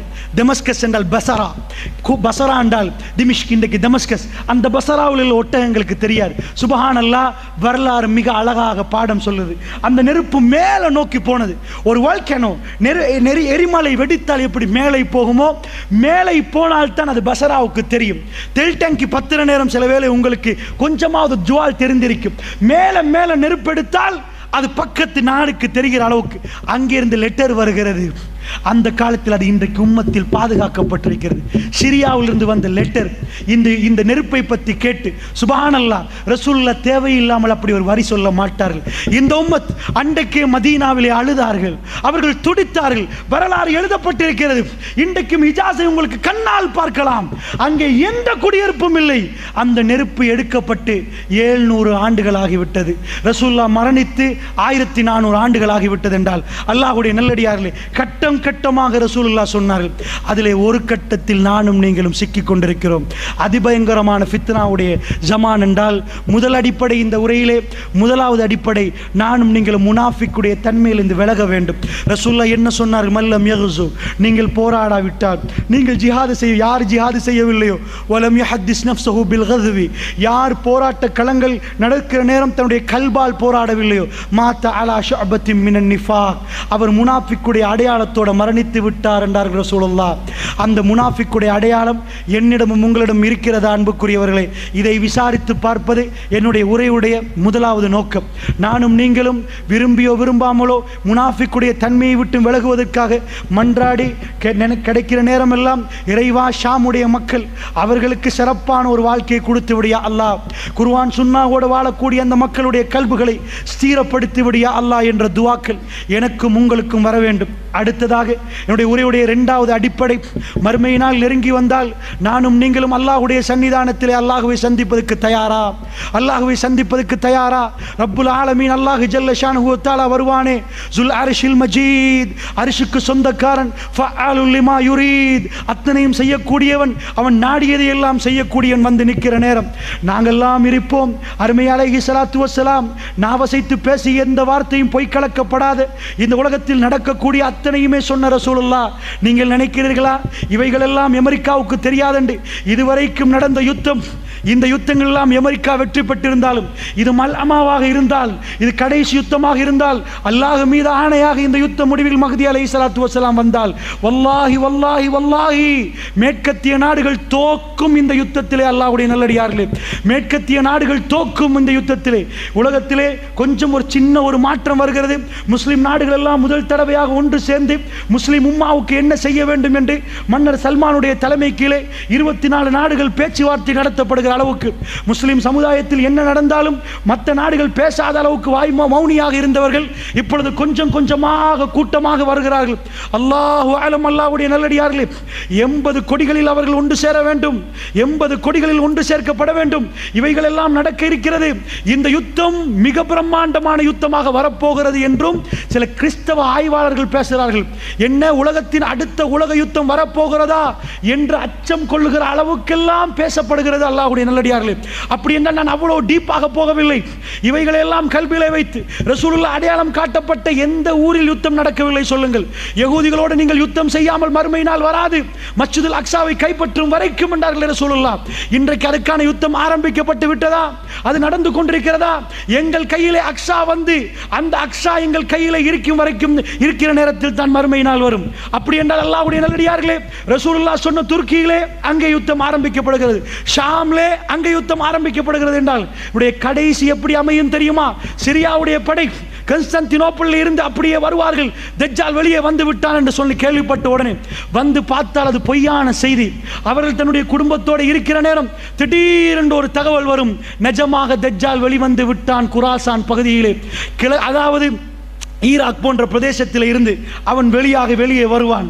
வெளியே வருகிற நேரம் யகூதிகள் எல்லோரும் கிங் ஆஃப் பீஸ் அவர்களும் எதிர்பார்த்து கொண்டிருக்கிறார்கள். அவர்கள் எல்லோரும் ஒன்று சேர்ந்து விடுவார்கள் தஜ்ஜாலுடைய பின்னணியிலே. அந்த நேரத்திலே தான் இமாம் மஹ்தி அலைஹிஸ்ஸலாத்து வஸ்ஸலாம் இருப்பது ஷாமிலே, சிரியாவிலே, திமிஷ்கிலே, பசராவிலே, பசராவுடைய கிழக்கு பகுதியிலே, டமஸ்கஸுடைய கிழக்கு பகுதியிலே வெள்ளை மினாராவில் சுபஹ் தொழுகைக்காக வேண்டி ஆயத்தப்படுகிற நேரம். அந்த நேரத்தில் ஈசா இப்னு மரியமுடைய மகன் ஈசா அலைஹிஸ்ஸலாத்து வஸ்ஸலாம் வானவருடைய ரெக்கையிலே அப்படி இந்த பூமிக்கு இறக்கப்படுவார். ரசூலுல்லாஹ் அடையாளம் காட்டினார்கள், மிக தெளிவாக அடையாளம் காட்டினார்கள். அவர் வர்ணனின ஆடை அணிந்திருப்பார், அவருடைய தலையிலே முத்து முத்தாக வேர்வைகள் இருக்கும். அவர் கொண்டையை சாத்தினால் அப்படியே வேர்வைகள் கீழே கொட்டும் என்றார்கள். தலையை உயர்த்தி உயர்த்தினால் அது முத்து முத்தாக தெரியும் என்றார்கள். அவர்கள் வந்து பசராவிலே இறங்குவார்கள். இதுவும் ஷாம், அல்லாஹ்வுடைய நல்லடியார்களே, ஷாமிலே இறங்குவார்கள்.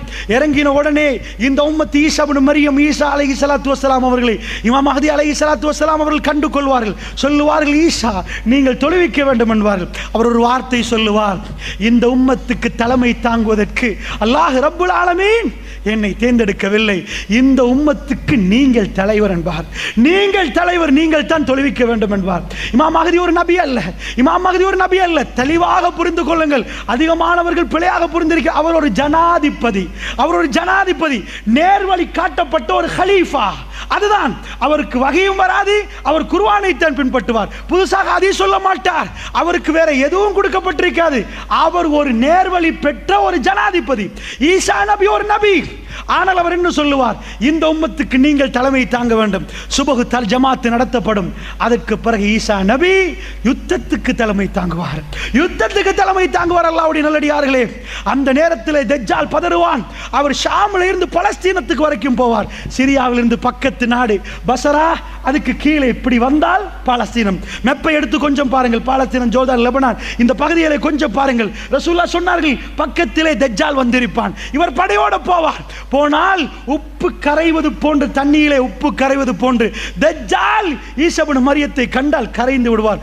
பாபு லூத், பலஸ்தீனத்துடைய பாபு லூத் என்று சொல்லக்கூடிய இடத்திலே தஜ்ஜாலை அவர்கள் கொல்லுவார்கள் என்றார்கள் ரசூல் ஸல்லல்லாஹு அலைஹி வஸல்லம். இது கங்கால் மறுமையுடைய நிகழ்வுகளை ரசூலுல்லாஹ் விவரித்தார்கள். அல்லாஹ்வுடைய நல்லடியார்களே, அப்படி என்று சொன்னால் நானும் நீங்களும் மறுமை நெருங்கிவிட்டது என்ற உணர்வை எடுக்க வேண்டும் என்பதற்கு தான் அல்லாஹ்வுடைய தூதர் மறுமை அடையாளங்கள் சொன்னார்கள். இவைகளை எல்லாம் சிந்தித்து பார்த்து எங்களுடைய கல்விகளிலே, மஸ்ஜித் நபவியிலே நெருப்பு வருகிற நேரம் இந்த உம்மத்து ஒன்று சேர்ந்து அழுது புலம்பி தௌபாவிலே ஈடுபட்டார்களே, இந்த மாதிரி சம்பவங்கள் கேள்விப்படுகிற நேரம் என்னுடைய நிலைமை என்ன?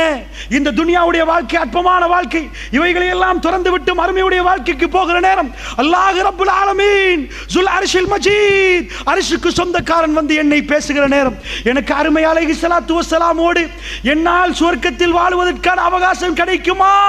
என்னுடைய அன்பு சகோதரர்களே, இதை சிந்தித்து பார்ப்பதற்காக இரண்டாவது இந்த உரையை நாங்கள் நிகழ்த்தினோம். இந்த உரையை ஏன் நிகழ்த்தினோம் தெரியுமா?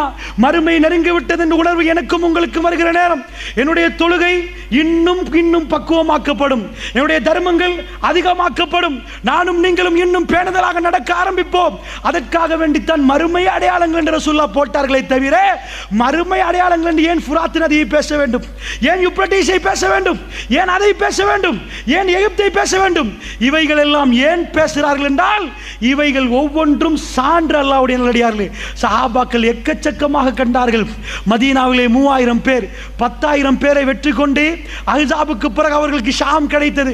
உமர் பின் கத்தாபுடைய காலத்தில் உலகமே அவர்கள் கையிலே கிடைத்தது. ரசூலுல்லாஹ் சொன்ன வார்த்தைகள் அத்தனையும் அவர்கள் கண்களால் பார்த்தார்கள். கல்லு கட்டின ஒரு காலம் இருந்தது, கருவூலம் கிடைக்கும் என்று தெளிவான ஒரு ஹதீஸ் வந்தது. எப்படி சொன்னார்கள் தெரியுமா? பாரசீக மன்னருடைய அந்த பணம் இந்த அதாவது இஸ்லாமிய மார்க்கத்துக்காக வேண்டி செலவழிக்கப்படும் என்றார்கள் ரசூலுல்லாஹ். கண்ணு முன்னாடி செலவழிக்கப்பட்டது. அதில் உமர் பின் கத்தாப் துளியையும் தொடவில்லை. சுப்ஹானல்லாஹ், ஒரு எம்பயர், ஒரு ராஜ்யத்தை பார்த்து இதில் உள்ள கருவூலங்கள் அத்தனையும் அல்லாஹ்வுடைய பாதைகளை ஃபீ சபீலில்லாஹ், அல்லாஹ்வுடைய பாதையில் செலவழிக்கப்படும் என்றால், கண்ணு முன்னாடி அது நடந்தது என்றால் அவர்களுக்கு எப்படி இருந்திருக்கும்? அல்லாஹ்வுடைய தூதர் நாவசித்து பேசி அத்தனை வார்த்தைகளையும் கண்ணால் கண்டால், அவர்கள் அத்தனையும் உணர்வு பூர்வமாக பார்த்தால், இவைகள் எல்லாம் யாருக்கும் சந்தேகப்படாமல் உணர்வு, இவைகள் அத்தனையும், இந்த சம்பவங்கள் அத்தனையும் என்னையும் உங்களையும் மறுமைக்கு தள்ளுகிறது என்றால் ரசூலுல்லாஹி ஸல்லல்லாஹு அலைஹி வஸல்லம் சொன்னார்கள், வஜா ரப்புக்க, அல்லாஹ் ரப்புல் ஆலமீன் வருவான், வஜா ரப்புக்க வல் மலக்கு ஸஃபன் ஸஃபா, மலக்குமார்கள் எல்லாம் அணிவகுத்து நிற்பார்கள். வஜிஅ யௌம இஸின் பி ஜஹன்னம், நரகம் கொண்டு வந்து நிப்பாட்டப்படும். அல்லாஹ் ரப்புல் ஆலமீன் எல்லோரையும் ஒன்று சேர்த்து இருக்கிற நேரம், நாக்கிசூரு உஸிஹிம் இந்த ரப்பிஹிம், சில மனிதர்கள் தலைகளை எல்லாம் குனித்து கொண்டிருப்பார்கள். ரப்பனா அப்ஸர்னா வ சமிஅனா, யா அல்லாஹ் அத்தனையும் பார்த்து விட்டோம், அத்தனையும் கேட்டு விட்டோம், யா அல்லாஹ் சின்ன ஒரு அவகாசம் தந்து விட இறைவா, சின்ன ஒரு அவகாசம் தந்து விட இறைவா, நாங்கள் போய் எல்லாத்தையும் செய்துவிட்டு வருகிறோம் என்று கேட்பார்கள். அல்லாஹ் ஜல்ல ஷானுஹு தஆலா என்ன செய்வான் தெரியுமா? வம்தாசுல் யௌம அய்யுஹல் முஜ்ரிமூன், பாவிகளே விலகி விடுங்கள் என்று அல்லாஹ் ரப்பல் ஆலமீன் சொல்லுவான். பாவிகளே விலகி விடுங்கள். முஸ்லீம்கள் முஃமின்கள் எல்லாம் ஒரு பகுதியாகும், காஃபிர்கள் எல்லாம் இன்னொரு பகுதியாகும்.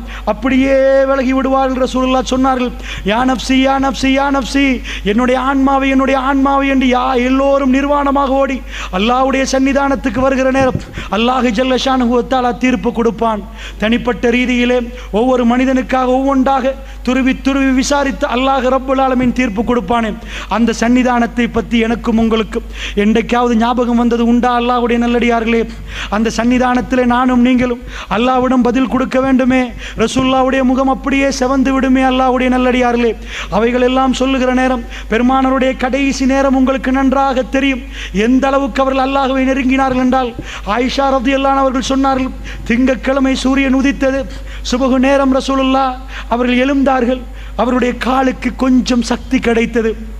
வியாழக்கிழமை ராத்திரி ரசூலுல்லாஹ் வீட்டுக்கு வந்தவர்கள் வெள்ளிக்கிழமை ஜும்மாவுக்கு போகவில்லை. சனிக்கிழமை திடீரென்று முழிச்சு பார்த்தார்கள், மூர்ச்சி அடைந்தார்கள். முழிப்பார்கள், மூர்ச்சி அடைவார்கள். என்னுடைய வீட்டில் அப்படியே இருந்தது.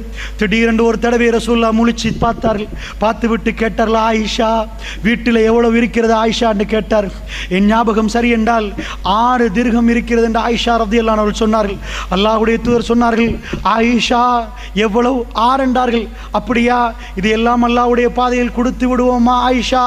இதை வீட்டில் வைத்துக் கொண்டு நான் எப்படி அல்லாஹ்வை சந்திப்பது ஆயிஷா? சனிக்கிழமை தயாராகிறார்கள். எல்லாத்தையும் கொடுத்த ரசூலுல்லாஹ், இந்த உம்மத்துக்கு தன்னுடைய வாக்குறுதியை நிறைவேற்றிய ரசூலுல்லாஹ் வீட்டில் உள்ள சொத்துக்கள் எல்லாம் கொடுக்கிறார்கள். ஆயிஷா ரலியல்லாஹு அன்ஹா சொன்னார்கள், யா ரசூலுல்லாஹ் கொடுத்து விடுவோம், யா ரசூலுல்லாஹ் கொடுத்து விடுவோம் என்றார்கள். கொடுத்து விட்டு ஞாயிற்றுக்கிழமை ஆயிஷா ரலியல்லாஹு அன்ஹா சொன்னார்கள், அவருடைய தலைவலி கூடியது, மூர்ச்சையிடுவார்கள், திரும்பி பார்ப்பார்கள். பள்ளிவாசலுக்கு போக முடியாத அளவுக்கு ரசூலுல்லாஹ்வுக்கு இருந்தது. வியாழன் இரவு, வெள்ளி, சனி, ஞாயிறு போகவே இல்லை. திங்கட்கிழமை அதிகாலை அல்லாஹ்வுடைய தூதர் திடீரென்று எழும்பி நின்றார்கள். எழும்பி நிற்கிற நேரம் அந்த மக்கள் தொழுகைக்காக வேண்டி இருக்கிற நேரம், எங்களுடைய வீட்டுக்கும் பள்ளிவாசலுக்கும் ஒரே ஒரு திரைச்சீலை ரசூலுல்லாஹ் அகற்றி பார்த்த உடனே மக்கள் எல்லாம் சிரித்தார்கள். மதீனாவிலே அப்படிப்பட்ட ஒரு அமர்கலம், அல்லாஹ்வுடைய தூதர் குணமாகிவிட்டார், அல்லாஹ்வுடைய தூதர் குணமாகிவிட்டார் என்ற அந்த அமர்கலம் பரவுகிற நேரம் அல்லாஹ்வுடைய தூதர் கையை காட்டி, இல்லை இல்லை சிரித்து விட்டே நான் தொழுகைக்கு வரவில்லை என்று கையை காட்டி வீட்டுக்கு வந்தார்கள். அதாவது என்னுடைய மடிக்கு வந்தார்கள். கொஞ்சம் கொஞ்சமாக சூரியன் மேலைக்கு வருகிறது. லுகர் நேரம் வரவில்லை, லுஹாவுடைய நேரம் அதிகாலை, அதாவது சுபஹுக்கு பிறகு லுஹாவுடைய நேரம் உதித்து கொண்டிருக்கிற நேரம் ரசூலுல்லாஹ் உடைய முகம் அப்படியே சுடுவது. ஆயிஷா ரலியல்லாஹு அன்ஹா சொன்னார்கள், ஒரு பாத்திரம் பக்கத்தில் இருந்தது. ரசூலுல்லாஹ் கையை விட்டார்கள், முகத்திலே அப்படியே அந்த பாத்திரத்தால் முகத்தை அப்படியே தடாவினார்கள். முகம் சூடாக இருக்கிறது. அல்லாஹ்வுடைய தூதருக்கு நான் அப்படியே ஓதி ஓடி அவருடைய மேல் அத்தனையும் தடாவினேன். நான் தடாவிக்கொண்டே இருந்தேன் ரசூலுல்லாஹ்வுக்கு. ஆயிஷா என்னுடைய கை அப்படியே ரசூலுல்லாஹ்வுடைய முகத்திலே, ரசூல் ஸல்லல்லாஹு அலைஹி வஸல்லம் அப்படியே தண்ணீரிலே கையை விட்டார்கள், அப்படியே முகத்தை நனைத்தார்கள். ரசூலுல்லாஹ் கொஞ்சம் கொஞ்சமாக செய்கிற நேரம், நான் அவருடைய மேலே அப்படியே துஆக்களை ஓதுகிற நேரம் ரசூலுல்லாஹ் என்னுடைய கையை பிடித்து வேண்டாம் என்றார்கள். என்னுடைய கையை பிடித்து வேண்டாம் என்றார்கள், ஓத வேண்டாம் என்றார்கள். ரசூலுல்லாஹ் நிப்பாட்டினார்கள். அல்லாஹ்வுடைய தூதர் அவருடைய கடைசி நேரம், அது கடைசி நேரம். அவர் ஏன் என்னை நிப்பாட்டினார் என்பதை நான் புரிந்து கொண்டேன். அல்லாஹ்வுடைய தூதர் ஒரு துஆ கேட்டார்கள், அல்லாஹும்ம ஃபிர்லி, இறைவா என்னை மன்னித்து விடு. சப்தம் கேட்கவில்லை, என் காதை கொண்டு போய் ரசூலுல்லாஹ்வுடைய வாயிலே நான் வைத்தேன். ரசூலுல்லாஹ் 3 தடவை கேட்டார்கள், அல்லாஹும்ம ஃபிர்லி, இறைவா என்னை மன்னித்து விடு என்று கேட்டார்கள். அல்லாஹ்வுடைய நல்லடியார்களே, மறுமை நாளுக்காக அல்லாஹ்வுடைய சந்திப்பாக்காக ரசூலுல்லாஹ் எப்படி தயாரானார்கள்? இந்த உலகத்திலே மிக சிறந்தவர் அல்லாஹ்வுடைய தூதர். அல்லாஹ் மிக சிலாகித்து சொல்லக்கூடியவர், சொர்க்கவாசி. என்ன கேட்டார்? அல்லாஹும்ம ஃபிர்லி, இறைவா நான் ஒரு அடியான், என்னை மன்னித்து விடு ரப்பே, என்னை மன்னித்து விடு. அவருடைய நாவா செய்கிறது, நான் போய் மெல்ல அவருடைய சப்தத்தை கேட்கிறேன். 3 தடவை சொல்லிவிட்டு ரசூல் ஸல்லல்லாஹு அலைஹி வஸல்லம் விரலை மேலே போவதை நான் பார்த்தேன். அல்லாஹ்வுடைய தூதருடைய கை அப்படியே மேலே போனது. ரசூலுல்லாஹ்வுடைய கண் மேலே பார்த்தது. ஒரே ஒரு துஆவை 3 வாட்டி சொன்னார்கள். என்ன சொன்னார்கள்? என்னுடைய நெஞ்சிலே தலை கணக்க பார்க்கிறது. அவருடைய தலை அப்படியே கொஞ்சம் கொஞ்சமாக என் களத்துக்கும் மார்புக்கும் இடையிலே அவருடைய களத்து இருக்கிறது. அல்லாஹ்வுடைய தூதருடைய கடைசி நேரம், விரல் மேலே போகிற நேரம், கண் மேலே போகிற நேரம், அல்லாஹும்ம ஃபிர் ரஃபீக்கில் அலா, யா அல்லாஹ் உயர்வானவர்களோடு தோழர்களோடு யா அல்லாஹ், யா அல்லாஹ் ஹையஸ்ட் கம்பேனியன், யா அல்லாஹ் மிக உயர்வானவர்களோடு என்னை சேர்த்து விடு யா அல்லாஹ். ஆயிஷா ரலியல்லாஹு அன்ஹா சொன்னார்கள், அல்லாஹ்வுடைய தூதரினுடைய மடியை விடுவதை தீர்மானித்து விட்டார்கள், என் மடியிலிருந்து போவதை தீர்மானித்து விட்டார்கள், நான் உணர்ந்து விட்டேன். அவர் சுவர்க்கத்தை கேட்கிறார், அதிலே உள்ள உறவுகளை கேட்கிறார், இந்த உறவை விட அவர் தீர்மானித்து விட்டார் என்று நான் உணர்ந்து கொண்டேன். ரசூலுல்லாஹ்வுடைய விரல் மேலே போய் கொண்டு அல்லாஹும்ம ஃபிர் ரஃபீகில் அலா, யா அல்லாஹ் உயர்வானவர்களோடு யா அல்லாஹ் என்று மூன்றாவது முறை சொல்லுகிற நேரம் விரல் அப்படியே கீழே விழுந்து விட்டது. இன்னா லில்லாஹி வ இன்னா இலைஹி ராஜிஊன். ஆயிஷா ரலியல்லாஹு அன்ஹா சொன்னார்கள், அதுக்கு பிறகு ரசூலுல்லாஹ்வுடைய எந்த அசைவும் ஏற்படவில்லை. அல்லாஹ்வுடைய நல்லடியார்களே, அப்படி என்றால் கடைசி நேரத்தில் ரசூலுல்லாஹ் கேட்டது, நானும் நீங்களும் எனக்கும் உங்களுக்கும் எப்பொழுது மரணம் வரும், எப்பொழுது மறுமை வரும் என்று தெரியாது. ஆனால் ரசூலுல்லாஹ்வுடைய ஒவ்வொரு பேச்சும் மறுமையுடைய அடையாளங்களும் எங்கள் கண்ணு முன்னாடி நிகழ்த்து கொண்டு இருந்து கொண்டிருக்கக்கூடிய நேரத்தில் எனக்கும் உங்களுக்கும் திடீரென்று மரணம் வந்தால் நானும் நீங்களும் எப்படி அல்லாஹ் ஜல்ல ஷானுஹு வ தஆலாவை சந்திக்கப் போகிறோம்? அல்லாஹ்வுடைய நல்லடியார்களே, மரணத்துக்கு வயசு இல்லை, எப்பொழுதும் வரலாம், எப்படியும் வரலாம். அண்மையிலே பக்கத்து ஊர், அதாவது முஸ்லிம்கள் செறிந்து வாழக்கூடிய நாத்தண்டியிலே நாராவில் என்ற ஒரு ஊர், அந்த ஊரிலே நடந்த ஒரு சோக சம்பவம். வறட்சி நிலவி மழை பெய்து, மறுபடி வறட்சி நிலவி, நேற்று முந்தாத்து கொஞ்ச நேரம் மழை பெஞ்சிச்சு. வறட்சி ஆரம்பத்தில் நிலவுற நேரம் ஸ்காலர்ஷிப் ரிசால்ட்ஸ் வருகிறது. 10 வயசு புள்ள 114 மார்க்ஸ் ஃபெயில் ஆகி விட்டார். வீட்டுக்கு வந்து வீட்டிலிருந்து உம்மாட்ட சொல்கிறார், கொஞ்சம் குளிச்சுட்டு வாரம்மா. 2 நண்பர்களோடு போனால் தண்ணி இல்லை, வறட்சி, பெக்கோ போட்டு குளத்தை தோண்டிருக்கிறார்கள். அந்த மகன் போகிற கடைசி பயணம் அது. அவருக்கு அல்லா மீது ஆணையாக தெரியாது, வீட்டிலிருந்து நான் போகிற கடைசி பயணம். எங்கள் உம்மா மடியில் வீட்டில் இருந்து நாளைக்கு எனக்கு தூங்க கிடைக்காது, இன்றைக்கு ராத்திரி இந்த வீட்டிலிருந்து அமர்கலமாக நேற்று சாப்பிட்ட மாதிரி எனக்கு சாப்பிட கிடைக்காது. அவருக்கு அல்லா மீது ஆணையாக தெரியாது. அல்லாஹ் ஜல்ல ஷானுஹு வ தஆலா மரணத்தை அப்படித்தான் விதியாக்கியிருக்கிறான். அவர் போகிறார், போனால் குளிக்க போகிறார், ஸ்லிப்பாகி குழியில் விழுகிறார். அவசரமாக எடுத்து போகிறார்கள் மாரவில் ஹாஸ்பிட்டல். அங்கிருந்து சிலாபத்து கொண்டு போகிறார்கள்.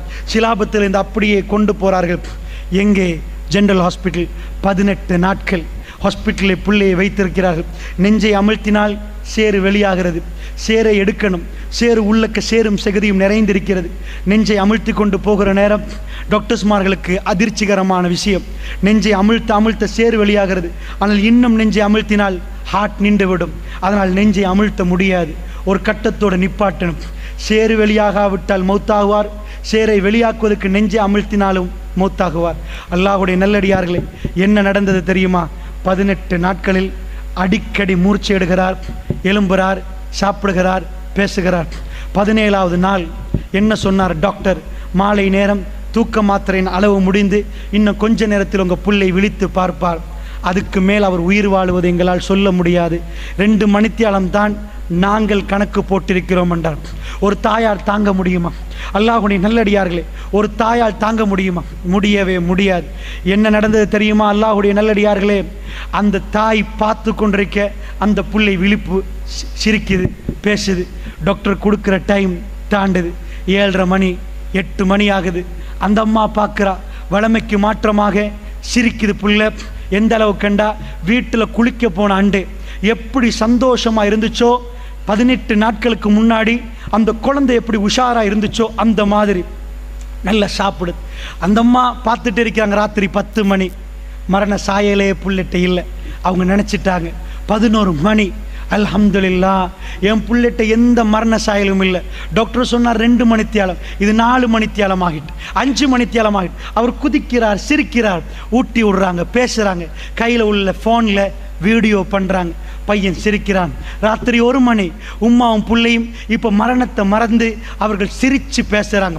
ராத்திரி 2:45 புள்ள சொல்கிறார், உம்மா கொஞ்சம் வலிக்குது, கண்ணசருது, மூக்காலையும் வாயாலையும் ரத்தம் வருகிறது. ஜனாசாவை தூக்குற நேரம் சிரிச்சு கொண்டிருந்த தாய் அப்படியே பைத்தியமாகிறாங்க. வீட்டுக்கு போகிற நேரம் ஜனாசா நாராவில் மக்களை அழுகிறார்கள். பக்கத்தில் உள்ள தாய் பைத்தியமாகி விட்டார்கள். அல்லாஹ்வுடைய நல்லடியார்களே, நான் ஏன் இது உங்களுக்கு சொன்னேன் தெரியுமா? எனக்கும் உங்களுக்கும் நேரம் எது என்று தெரியாது. இது கடைசி நேரமா கடைசி தொழுகையாண்டு தெரியாது. நாளை சுபஹு அல்லாஹ் ரப்புல் ஆலமீன் எனக்கும் உங்களுக்கும் விதியாக்கினாண்டு தெரியாது. அல்லாஹ் ஜல்ல ஷானுஹு வ தஆலா 5 வயசு 10 வயசு 30 வயசு 40 வயசு 50 வயசு என்ற எல்லோருக்கும் 60 80 என்று போடவில்லை. 5லும் போவார்கள், 10லும் போவார்கள், 15லும் போவார்கள். ரப்புல் ஆலமீனுடைய சன்னிதானத்தை நானும் நீங்களும் சந்திக்கிறதுக்கு தயாரா அல்லாஹ்வுடைய நல்லடியார்கள். இந்த பயானுடைய அடுத்த நோக்கம் இந்த மக்கள் எல்லாம் திரட்டி மறுமையை பற்றி சிந்தனை உருவாக்கி நானும் நீங்களும் அல்லாஹ்வுடைய சன்னிதானத்தை சிந்திக்கக்கூடியவர்களாக மாற வேண்டும் என்பதுதான் அடுத்த நோக்கம். அப்படி என்றால் இவைகளை எல்லாம் நன்றாக புரிந்து இந்த நாளில் நாம் எல்லாம் அல்லாஹ்வுக்கு நெருங்கக்கூடிய நாளாக மாறி இந்த உரைகளை இந்த நிகழ்ச்சிகளை இதே மாதிரியான நிகழ்ச்சிகளை உருவாக்குவதற்கு ஒருங்கிணைப்பாளர்களுக்கு இந்த நிகழ்ச்சிகளை செய்தவர்களுக்காக நீங்கள் துஆ செய்ய வேண்டும். இந்த ஊர் மக்களை இதே மாதிரி திரட்டி அந்த மாதிரி இந்த மக்களுக்கு உபதேசம் பண்ணுவதற்கு அவர்களுக்கு அல்லாஹ் ரப்புல் ஆலமீன் அவர்களுக்கு இன்னும் ஹிதாயத்தை கொடுக்க வேண்டும், இன்னும் தைரியத்தை கொடுக்க வேண்டும் என்று நீங்கள் துஆ செய்ய வேண்டும். ஏன் இந்த உலகத்தில் ஃபித்னா எங்கேயும் நிறைந்து கொண்டிருக்கிற நேரம் நல்லுள்ளம் படைத்தவர்கள் அல்லாஹ்வை பற்றி பேசுவதற்கு இந்த மாதிரியான சபைகளை உண்டாக்கினால் அவர்களுக்கு அல்லாஹ் அருள் புரிய போதுமானவன். அல்லாஹ்வுடைய நல்லடியார்களே, இது மிக புனிதமான சபை. ஏனென்றால் நானும் நீங்களும் அல்லாஹ்வை பற்றி பேசினால் மலக்குமார்கள் இங்கே சூழ்ந்து விடுவார்கள். இவர்கள் போய் அல்லாஹ்விடம் சொல்லுவார்கள். அல்லாஹ் ரப்புல் ஆலமீன் கேட்பான், யார்? அல்லாஹ் கேட்பான். அல்லாஹ்வுக்கு எல்லாம் தெரியும். அவர்கள் கேட்ப யார்? அவர்கள் எதை கேட்கிறார்கள்? எதை கேட்டார்கள்? அல்லாஹ் ரப்புல் ஆலமீனிடம் மலக்குமார்கள் சொல்லுவார்கள், யா ரப் யா ரப். அவர்கள் உன்னை பற்றி பேசினார்கள். அவர்கள் எதைக்காக பேசினார்கள்? அவர்களுக்கு என்ன வேண்டுமாம்? சுவர்க்கம் வேண்டுமா யா ரப்? அல்லாஹ் கேட்பான், அவர்கள் சுவர்க்கத்தை பார்த்து விட்டார்களா? என்னுடைய அரிசை பார்த்து விட்டார்களா? யா ரப். அவர்கள் அதை ஒன்றையுமே பார்க்கவில்லையா அல்லாஹ்? அவர்கள் எதையும் பார்க்கவில்லை. அப்ப ஏன் கேட்டார்கள்? யா ரப், அவர்கள் உன்னை நம்பியிருக்கிறார்கள், இந்த சுவர்க்கம் அவர்களுக்கு வேண்டும் என்று அவர்கள் கேட்கிறார்கள். அல்லாஹ் ரப்புல் ஆலமீன் சொல்லுவானா, அந்த சபையில் உள்ளவருடைய பாவங்களை எல்லாம் நான் மன்னித்து விட்டேன் மலக்குமார்களே, நீங்கள் சாட்சி என்று அல்லாஹ் ரப்புல் ஆலமீன் சொல்லுவானா. நல்ல அல்லாஹ்வை பற்றி பேசக்கூடிய சபைகள், அப்படிப்பட்ட கண்ணியமான சபைகள். அல்லாஹ் ரப்புல் ஆலமீன் என்னுடைய மரணத்துக்கு முன்னாடி அந்த மாதிரியான சபைகளில் என்னையும் அல்லாஹ் உங்களையும் சேர்த்தருள் புரிவானாக. வ ஆகிர் தவானா அனில் ஹம்துலில்லாஹி ரப்பில் ஆலமீன். வஸ்ஸலாமு அலைக்கும்.